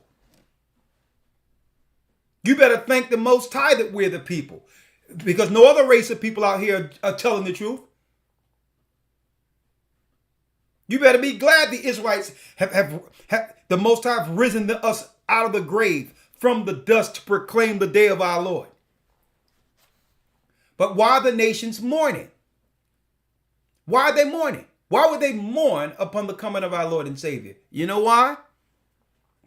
Because like Paul said, through our fall, salvation has come unto the Gentiles. And what is salvation for them? Power and riches. Dominion over God's people for a time. So when you think about salvation, how they teaching it in the church, that's incorrect. It's incorrect. When you go to Romans 11, as a matter of fact, go there, Elder Lawyer. It tells us what salvation for the nations are. The reason why they're going to be mourning, because they'll no longer have power over God's people. They're going to be put in their proper place according to what? According to how it was intended before our fall. Before the fall of Israel. We as a people weren't born to serve other races of people. This is the curse. Romans 11 and 11, Elder Lawyer, read it. Romans 11, verse 11. Read it. I say then, have they stumbled that they should fall? Have we stumbled as a people that we should fall? God forbid. No. But rather through their fall, salvation is come unto the Gentiles, for to provoke them to jealousy. Now, what is salvation according to the Bible? Read. Now, if the fall of them be the riches of the world, If the fall of Israel be the what? the riches of the world, Be the what? the riches of the world, So this is why the nations will mourn. Through our fall, the whole earth got rich. We worked to build all of their empires, their stock markets, their buildings, what they trade in the earth. The Vatican itself was built off of what? That's right, the gold and all of the materials that came from the temple. That's right. They raided the temple in 70 AD, and they used all of those gold and riches from our people to build their what? Their Wizard of Oz called the Vatican. Their Wizard of Oz lair called the Vatican. And it was through our fall, all the nations got rich. This is why they're going to be mourning, because when Christ comes through, they at that point, they'll realize the gig's up. They weren't able to do what? Set their nests among the stars like they planned and travel into the cosmos. They weren't able to search out the earth so that God would rid us for the sins of our forefathers. They're going to realize what? That's right, folks. There's no way out of this. They're going to understand there's no way out, and they didn't do anything, I'm speaking of the Gentiles, to prepare themselves for that day. They were so ramped up against us and just living their lives, they didn't realize that a reckoning was coming for them. If the Most High can judge his own people for the sins we have done, what do you think he's going to do to the other races of people who have defied him, lied on him, and at the same time destroyed his people? What do you think? Finish reading what you have, Brother Lawyer. Just that one piece again. Yes, sir. Romans 11, verse number 12. Come on. Now, if the fall of them be the riches of the world. So that's salvation according to the Bible for the Gentiles. They got rich through our fall. Read. And the diminishing of them, the riches of the Gentiles. The less we receive, the more they were able to measure how rich they were by how poor we are. We were. They're able to measure how rich they are by how poor we are. That's how they measure riches, folks. As we diminish, the nations get rich. They're under their salvation. This is why they're going to mourn. No slaves, no servants, no kingdom. Read. And the diminishing of them, the riches of the Gentiles, how much more their fullness? How much more when the Most High established us as the people? This is why they're going to mourn when the dark matter comes through. They did nothing to prepare themselves for an instant change on earth. A change where what? Dominion is moved off of Esau and is given to his little brother Jacob. Matthew 24 and 22, Elder Lawyer, read it. And let's go to Numbers 24 and 17. St. Matthew 24, verse 22. Come on. And except those days should be shortened. And except the days that they have to rule, Esau have to rule, be shortened. There should no flesh be saved. No one would make it through. None of us. Not even the nations. Satan is looking to destroy everyone, including the races outside of Israelites. Read. But for the elect's sake, those days shall be shortened. But for the elect's sake, Christ is coming sooner than what they've prepared for. Than the time they prepared for. Because Lucifer and his scientists know exactly how much time they have, according to the prophecies in the beginning. Okay? The prophecies in the beginning broke it down that it will be a 6,000 year period from the sin of Adam before the fallen ones would be judged. So Christ had to cut that time short, or none of us would be left, including the races who are helping Lucifer. Numbers 24 and 17, Elder Lawyer. Numbers 24, verse 17. Read. I shall see him, but not now. I shall see him, but not now. I shall behold him, but not nigh. I shall behold him, but not nigh, which means it's later. This is going to happen. This is a prophecy. Read. There shall come a star out of Jacob, and a scepter shall rise out of Israel, and shall smite the corners of Moab, and destroy all the children of Sheth. See that? A star shall arise out of what? There shall come a star out of Jacob, and a scepter shall rise out of Israel, and shall smite the corners of Moab, and destroy all the children of Sheth. All the people who have what? Conspired against our people. The corners of Moab are the areas from whence Esau is ruling right now in the Middle East. And that's why he says, I shall see it, but not nigh. Here's a future prophecy of our God sending Christ to war against Esau in the Middle East. In our land, claiming to be us. He will smite the corners, of these Satanists from the synagogue of Satan. And the scientists, like you see the Webb telescope, as well as the Hubble telescope. These people come from a certain religious persuasion, an antichrist religion. These are the scientists who they claim have the high IQs above everyone else. Well, guess what, folks? It's prophesied that that land they're warring over, in that same place, they'll be judged. Okay? That I'm saying as much as I can, knowing these rules here on these platforms now, right? You can't even speak, you can't even call out who's actually doing the evil in the earth anymore. Now, let's go to Revelation 6:15.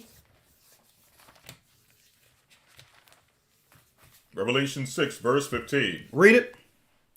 And the kings of the earth, and great men, and the rich men, and the chief captains, and the mighty men, and every bondman, and every freeman, hid themselves in the dens and in the rocks of the mountains. So what's going to happen upon Christ's coming? Let's go a few verses before that. Yes, sir. Verse number 12. Read. This is what's going to happen, folks. And this is why your elite powers are storing food and dry goods and all that in mountains right now.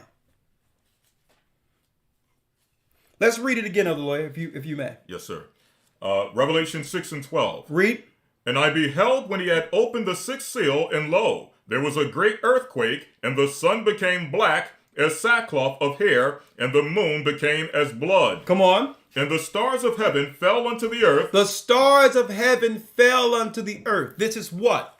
The luminaries, brothers and sisters, turn in form to come back with Christ for judgment. Darkness, no light in it. Read. And the stars of heaven fell unto the earth, even as a fig tree casteth her untimely figs when she is shaken of a mighty wind. And the heaven departed as a scroll when it is rolled together, and every mountain and island were moved out of their places. And the kings of the earth, and the great men, and the rich men, and the chief captains, and the mighty men. Here it is, all your government powers, all those that are in position of dominion, making decisions for you on earth. Read. And every bondman and every freeman hid themselves in the dens and in the rocks of the mountains. People are going to be running into the mountains for refuge, folks. This is why in Washington, D.C. and other areas all around the earth, they have they have underground layers under some of these mountains with a lot of food storage and all that, believing that they're going to weather this storm. The storm is Christ's return, folks. Read. 16. And said to the mountains and rocks, fall on us, and hide us from the face of him that sitteth on the throne. Whoa! Save us from what?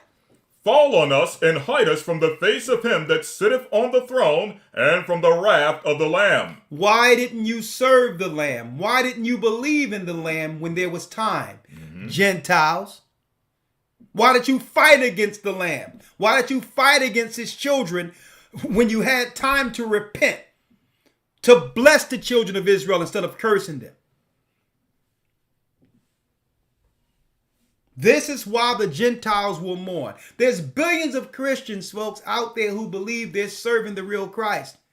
And in real time, they walk outside of their churches and treat our people like dirt. Not realizing you're fighting against Christ by doing what? Fighting and destroying his people. So all of you running into mountains and doing all these things, there'll be no refuge. The mountains will obey the word of Christ and fall on you. You're not making a place of refuge to come out later. You know what you have done? You have dug your own tombs. That's what you have done. The mountains will follow the command of our Christ and fall on you and destroy everything you preserved for the future.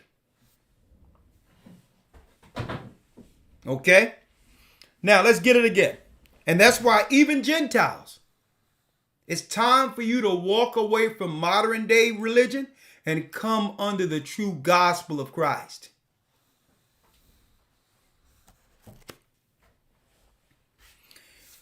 Revelation 19 and 11.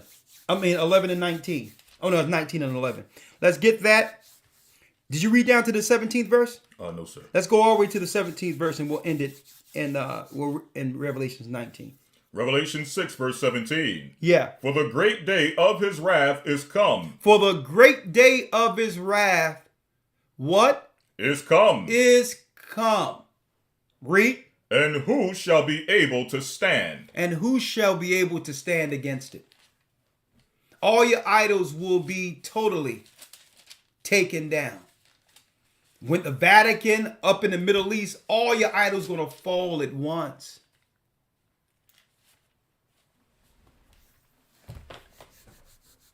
That's right, folks. We're talking about them setting their nests among the stars, and who's going to bring their junk back to earth? Christ. Elder Lawyer, let's now go here.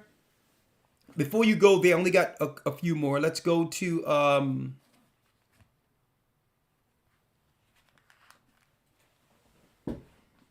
let's read Revelations 19:11. Let's read it. Revelation 19, verse 11. Read. And I saw heaven opened, and behold, a white horse, and he that sat upon him was called Faithful and True. Come on.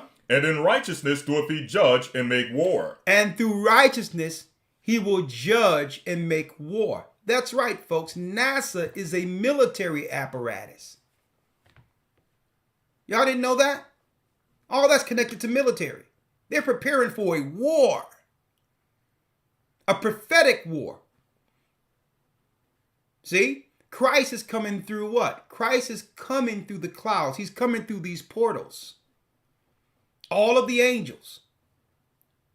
And with him, judgment. Okay? Judgment against the nations who have always conspired against him, our people. And there's going to be another judgment. A righteous judgment for those who've endured, followed his word, and stood with his word against all odds. Being deemed an enemy throughout the earth. You will be rewarded with a judgment for rulership on the other side. Read. And I saw heaven opened, and behold, a white horse. Yep. And he that sat upon him was called Faithful and True, and in righteousness doeth he judge and make war. And through righteousness, he will do what? And in righteousness doeth he judge and make war. Judge and make war. Here's your dark matter that your scientists are looking for, brothers and sisters. At the same time, trying to convince you that the Bible isn't real. Okay? When they're preparing a war in which that the actual Bible prophesied.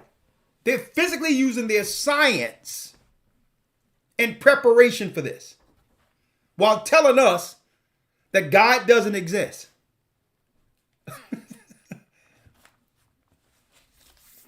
Right? Mm-hmm.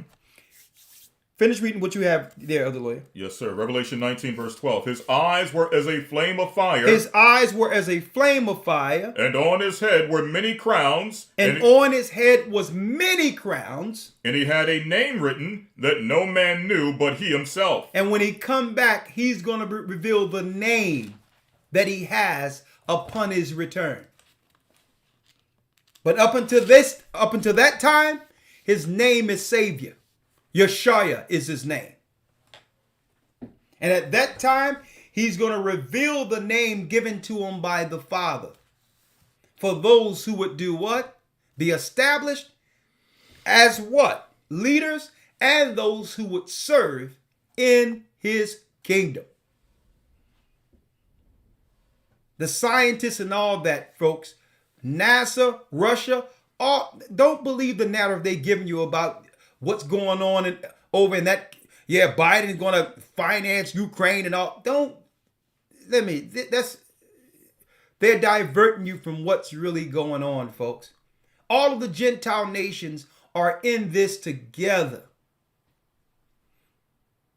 and ramping up with time against them for the war we're reading here in the Bible. That's what's really going on. So the question is, what side will we be on upon his return? And that's why Christ said that we cannot be taken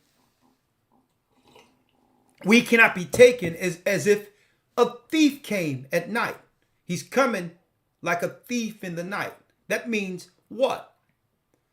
If you know there's thieves out there, you would have prepared before he came, before they came through and did what they needed to do.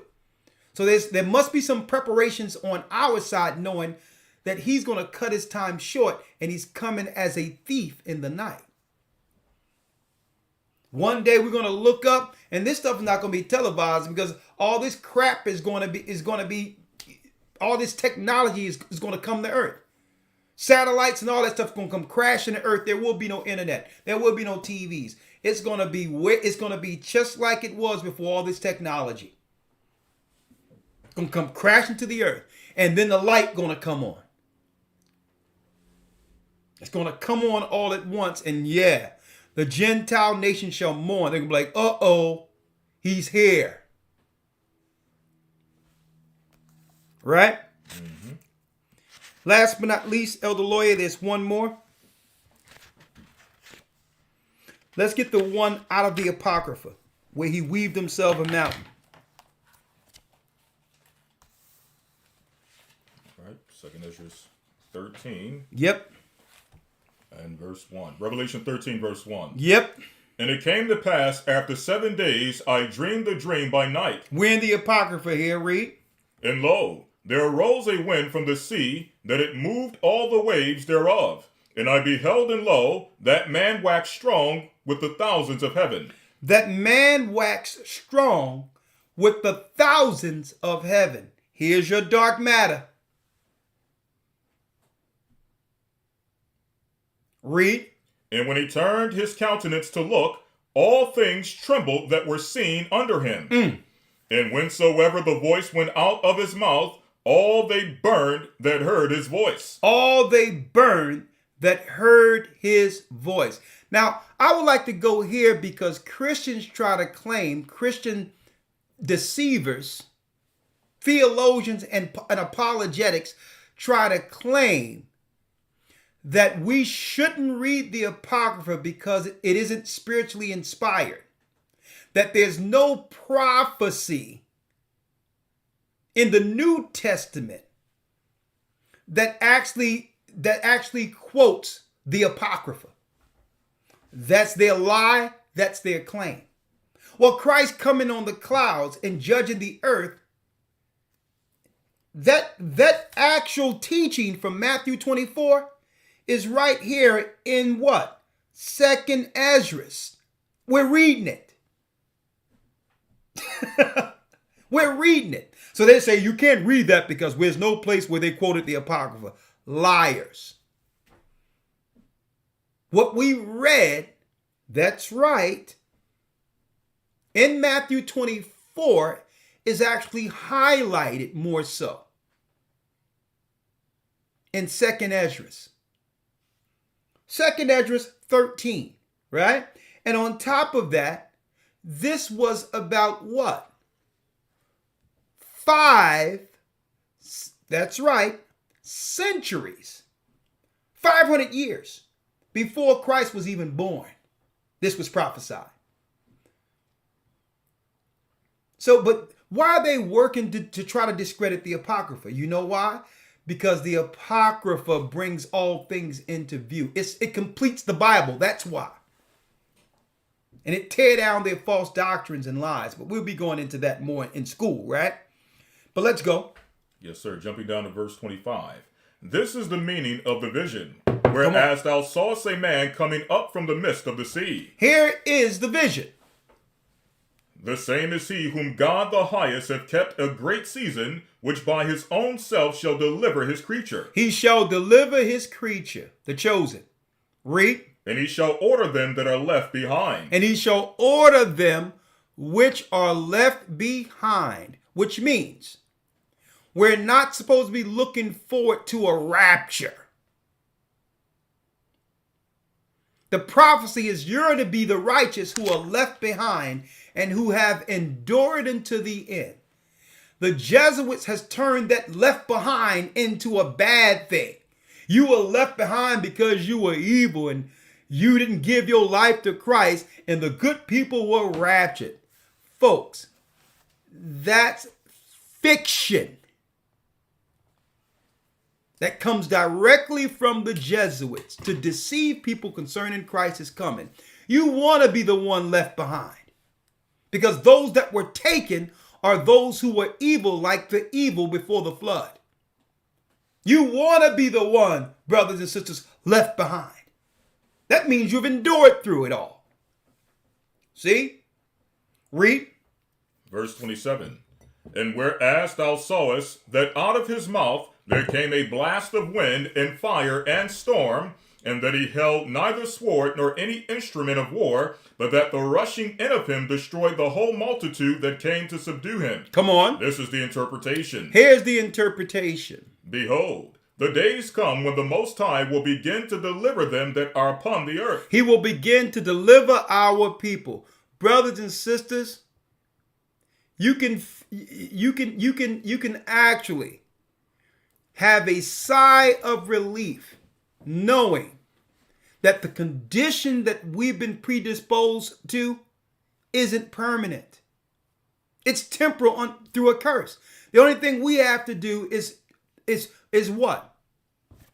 We have to actually, brothers and sisters, do all what we can control by first following God's law and doing what's right. We're not predisposed to following these nations. Straight out. According to prophecy, he will do what? Read it. It says, and whereas thou sawest that out of his mouth came fire, it says, came a blast of wind and fire and storm. Come on. And that he held neither sword nor any instrument of war, but that the rushing in of him destroyed the whole multitude that came to subdue him. Come on. Here's the interpretation. Here's the interpretation. Read. Behold, the days come, saith the Most High, or when the Most High That's it. will begin to deliver them that are upon the earth. It was prophesied that we wouldn't be in this condition forever. That he would begin to deliver those who were his people.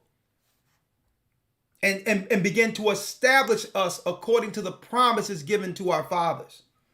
See, what we're teaching here, folks, is really the true gospel that the disciples were teaching. That the Romans aren't going to rule forever. One day we will stand in the promise of Abraham and see Esau and the Gentiles who tried to set their nests among the stars judged. There's no place to run. They're not getting on the outside of this. They're not going to be able to run out into space anyway. None of that. Their judgment is here. This is where they destroy God's people. This is where they defy the true God and try to claim he didn't exist through their lying science. Okay? They executed their deceit on earth, and on the earth they'll be judged by dark matter. Here he is. Come on. Verse 30. And he shall come to the astonishment of them that dwell on the earth. And one shall undertake to fight against another, one city against another, one place against another, one people against another, and one realm against another. One realm against another, right? Read. And the time shall be when these things shall come to pass, and the sign shall happen which I showed thee before, and then shall my son be declared, whom thou sawest as a man ascending. And at that point, when you see in all this happen, race against race, confusion of faces, people fighting against each other, and all of a sudden out of that, something will appear. While everyone is distracted with everything else, what will happen? He'll appear. Read. 33. And another thing, I want to say this. We shouldn't get wrapped up into anything that they're pushing out there on the news concerning what nation should be supported under any war. We shouldn't feel sorry for any war or on either side when it comes to what? Russia against this and that country. We shouldn't have no sympathy or spend 1 cent towards any of it. And I'm going to say this because there's been a war against God's people outright that none of the nations ever sympathized for. We have never had any sympathy with all of the nations warring against us. And now they're tearing each other apart according to prophecy. They want us to feel sorry about what's going on in Ukraine or this, that. No. We could care less about your wars. If you got billions of dollars to send to another country that have nothing to do with us, you have $1 billion to go into the inner cities and tell our people the truth and clean up our cities and help our people. Mm-hmm. So we're not supporting no war until y'all start speaking about the war y'all continually execute against our people. Mm-hmm. I could care less about what's going on over there. tear each other up as far as we're concerned. We could care less. Okay? Because the Bible says y'all will be doing this right before Christ returns. Right. And this is what happens. If you can do this to God's people, eventually y'all going to start just fighting each other. Finish reading, Elder Lawyer. 33. Come on. And when all the people shall hear his voice, every man in their own land shall leave the battle they have one against another. And an innumerable multitude shall be gathered together, as thou sawest them willing to come and to overcome him by fighting. So all of the nations at the very end, folks, are going to join together in their armies, with their armies to fight against Christ. See? Read. 35. But he shall stand upon the top of Mount Zion, and Zion shall come, and shall be showed to all men, being prepared and builded, like as thou sawest the hill graven with thy hands. And this my son shall rebuke the wicked inventions. Who is it? And this my son. And this my son, Christ, the dark matter, folks. Shall what? Shall rebuke the wicked inventions of those nations. Shall rebuke the wicked inventions of those nations. The wicked inventions, CERN, your telescopes, your technology to look into portals, all of that. NASA, your space travel technology, all of it will be destroyed. See? It was prophesied. Read that last piece. And this my son shall rebuke the wicked inventions of those nations. The wicked inventions of those nations. Read. Which for their wicked life are fallen into the tempest. Come on. And shall lay before them their evil thoughts and the torments wherewith they shall begin to be tormented. Now, it's going to all come to thought when the Most High smash you, when Christ smash you. Then it's going to come to your mind all the opportunities God gave you to repent, to change your ways. Nah, but your evil heart led you into a war against God himself. And that's where your heart would lead you. There's only two masters. Either you'll love one or hate the other. And if you love the God that's behind scientists, you will hate the God who created all exist. And begin to have what? Indignation and hatred towards God. And this is going to be the spirit that moves you into what? Evil, wickedness, into science to defy him. So at that point, it's going to come into your thought. You're going to be, man, how could I have defied such a power? Why didn't I give my life to Christ when the opportunity was there? See? That's when it's going to come to your thoughts. Right before you go into the chambers of torment, down with the fallen ones who were bound there before the flood. And guess what? These nations who died, the Most High is going to swallow these armies up the same way he did the disobedient during that rebellion against Moses. They're going to be swallowed up, these armies. Read it. Come on. And shall lay before them their evil thoughts and the torments wherewith they shall begin to be tormented, which are like unto a flame, and he shall destroy them without labor. Without labor. Guess what? It's not even going to be any effort. All this technology and money you put behind your CERN and all these others, your telescopes to look into the stars and all of that. Christ is going to destroy you without labor. It's not even going to be, it's without effort. All the armies of the earth broken at once. No army, no military. You know what, folks? No more nations to fear for the children of Israel. Freedom. What are we reading? Real freedom. Read. And he shall destroy them without labor by the law which is like unto fire. That's the judgment given to them. Don't forget, at the very end, he's going to be judging brothers and sisters. And all nations with the same law y'all claim was done away with. See? Steal, kill, fornication, not dealing with the Sabbath, on and on and on, coveting what is thy neighbor's. All of these things that we knew was right. We knew that these laws were right in our conscience. And you don't need to be a part of religion to know this, to know how to treat your fellow man. And we're going to be judged according to that. Christ is going to judge the conscience of all men at this point. Read on. With that, nice book. With that, that concludes our broadcast for today. Setting their nest among the stars, letting y'all know, folks, the same time they're putting these metals in the air, they're doing all this stuff where you can't really see past the haze. There's a lot of stuff going on out there.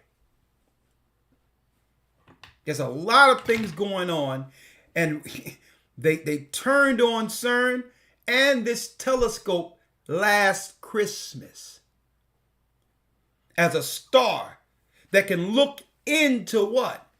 Into the heavens to look past the star systems that the Bible speaks of. They're setting their nest among the stars, and you know what? By doing so, the Most High is going to speed up his time against them. He's giving them less time because why? If Christ doesn't intervene, none of us will be left. Okay? We're in the last leg of Esau's rulership. We're at the very end of it. And while they got you distracted, fighting against one another, guess what? They are ramping up a war against our Father, against our Christ. So the question is, knowing how close we are, Jew and Gentile alike, what side of the judgment will you fall on? Okay? Woe to them that desire the day of the Lord. For what end is it for you? They're up there, but soon their junk will come falling back here, folks.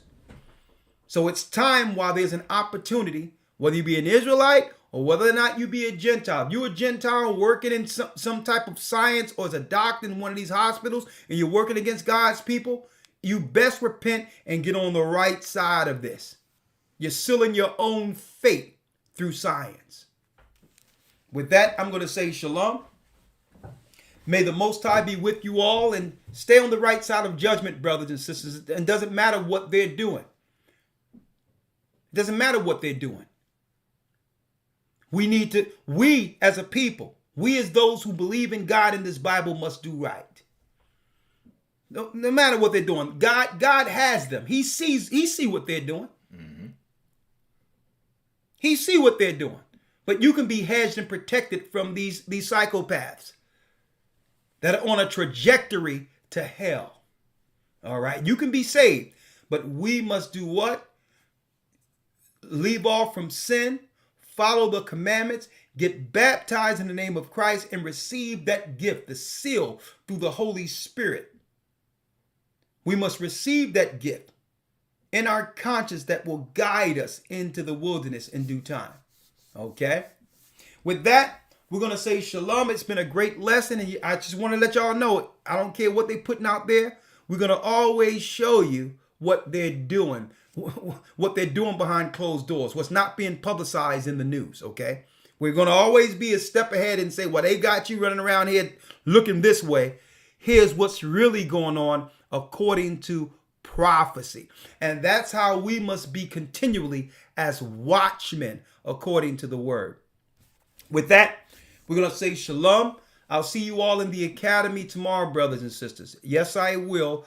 We're going into the judgment of the nations tomorrow, week 12. It's the last week of the Hebrew and Bible Academy. We're done for 3 months. The full 3 months will be complete. And then next week will be the test for the brothers and sisters who are in it.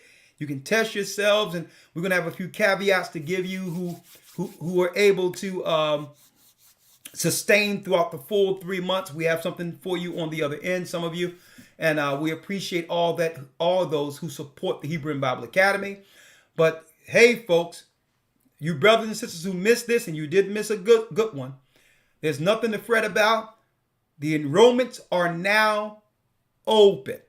Okay, it's now open where we can put the administration up there for 24 hours to actually filter through all the enrollments and get you in before May 22nd. So here's your opportunity if you haven't enrolled already. Go to historytimes.org. This is a way in which you can help support what we do, and we can give you all the information that will show you the true doctrine of this Bible so you can understand it and teach it to others. Teach the truth of the Bible to your family and spread the true information outside of what? Controlled theology that have put our people in bondage, in spiritual bondage. The Academy is an opportunity for you to actually understand that Bible real time the way you're supposed to, literally. Okay? Also, again, you go to historytimes.org, enroll there, and you receive your welcome packet. Just give us some time because it may take us a few days, but we will respond back with a welcome into the Academy. We have people working on standby. And again, if you haven't been in the Academy, you are missing it. Okay. Right now we had upward over 3,000 people. We have over 3,000. Thank you, brothers and sisters, for your attendance. And here it is, what we expect. Listen, even if half of the people who witnessed this today enroll, that will be a blessing. Okay. If half of the people that's in today go to historytimes.org, you're helping us do the work, and we're preparing everything we can, knowing that some rough times are coming, but the Most High has given us some insight on what to do in preparation for food shortages and all these other things. The support you do now can help us on the other end to be in a position to help our people in due time, okay? So stuff like this really helps. So make sure you go to historytimes.org, enroll, and help us in the Academy. And if you're interested in joining the body in your respective areas, send us an email, gatheringasone@aol.com. We'll have a regional elder reach out to you and make it where you can have, more security and a greater refuge amongst a body around your locale. Okay, we'll do everything we can to link you in regionally with a church, because it's time for us to gather together, congregate, and pray together as a people. And it doesn't matter if you are an Israelite or a Gentile, okay? Or you may think you are a Gentile, who knows? The gospel of Christ and the word of God is for all. It's for all people, okay? With that, I'm going to say shalom, brothers and sisters. May the Most High be with you. Stay prayed up. Sin not. We will soon see Zion. Thank you, Elder Lawyer. Yes, sir. Thank you. All right.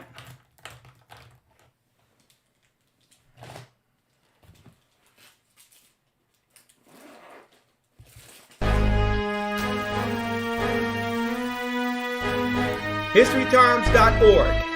Shalom.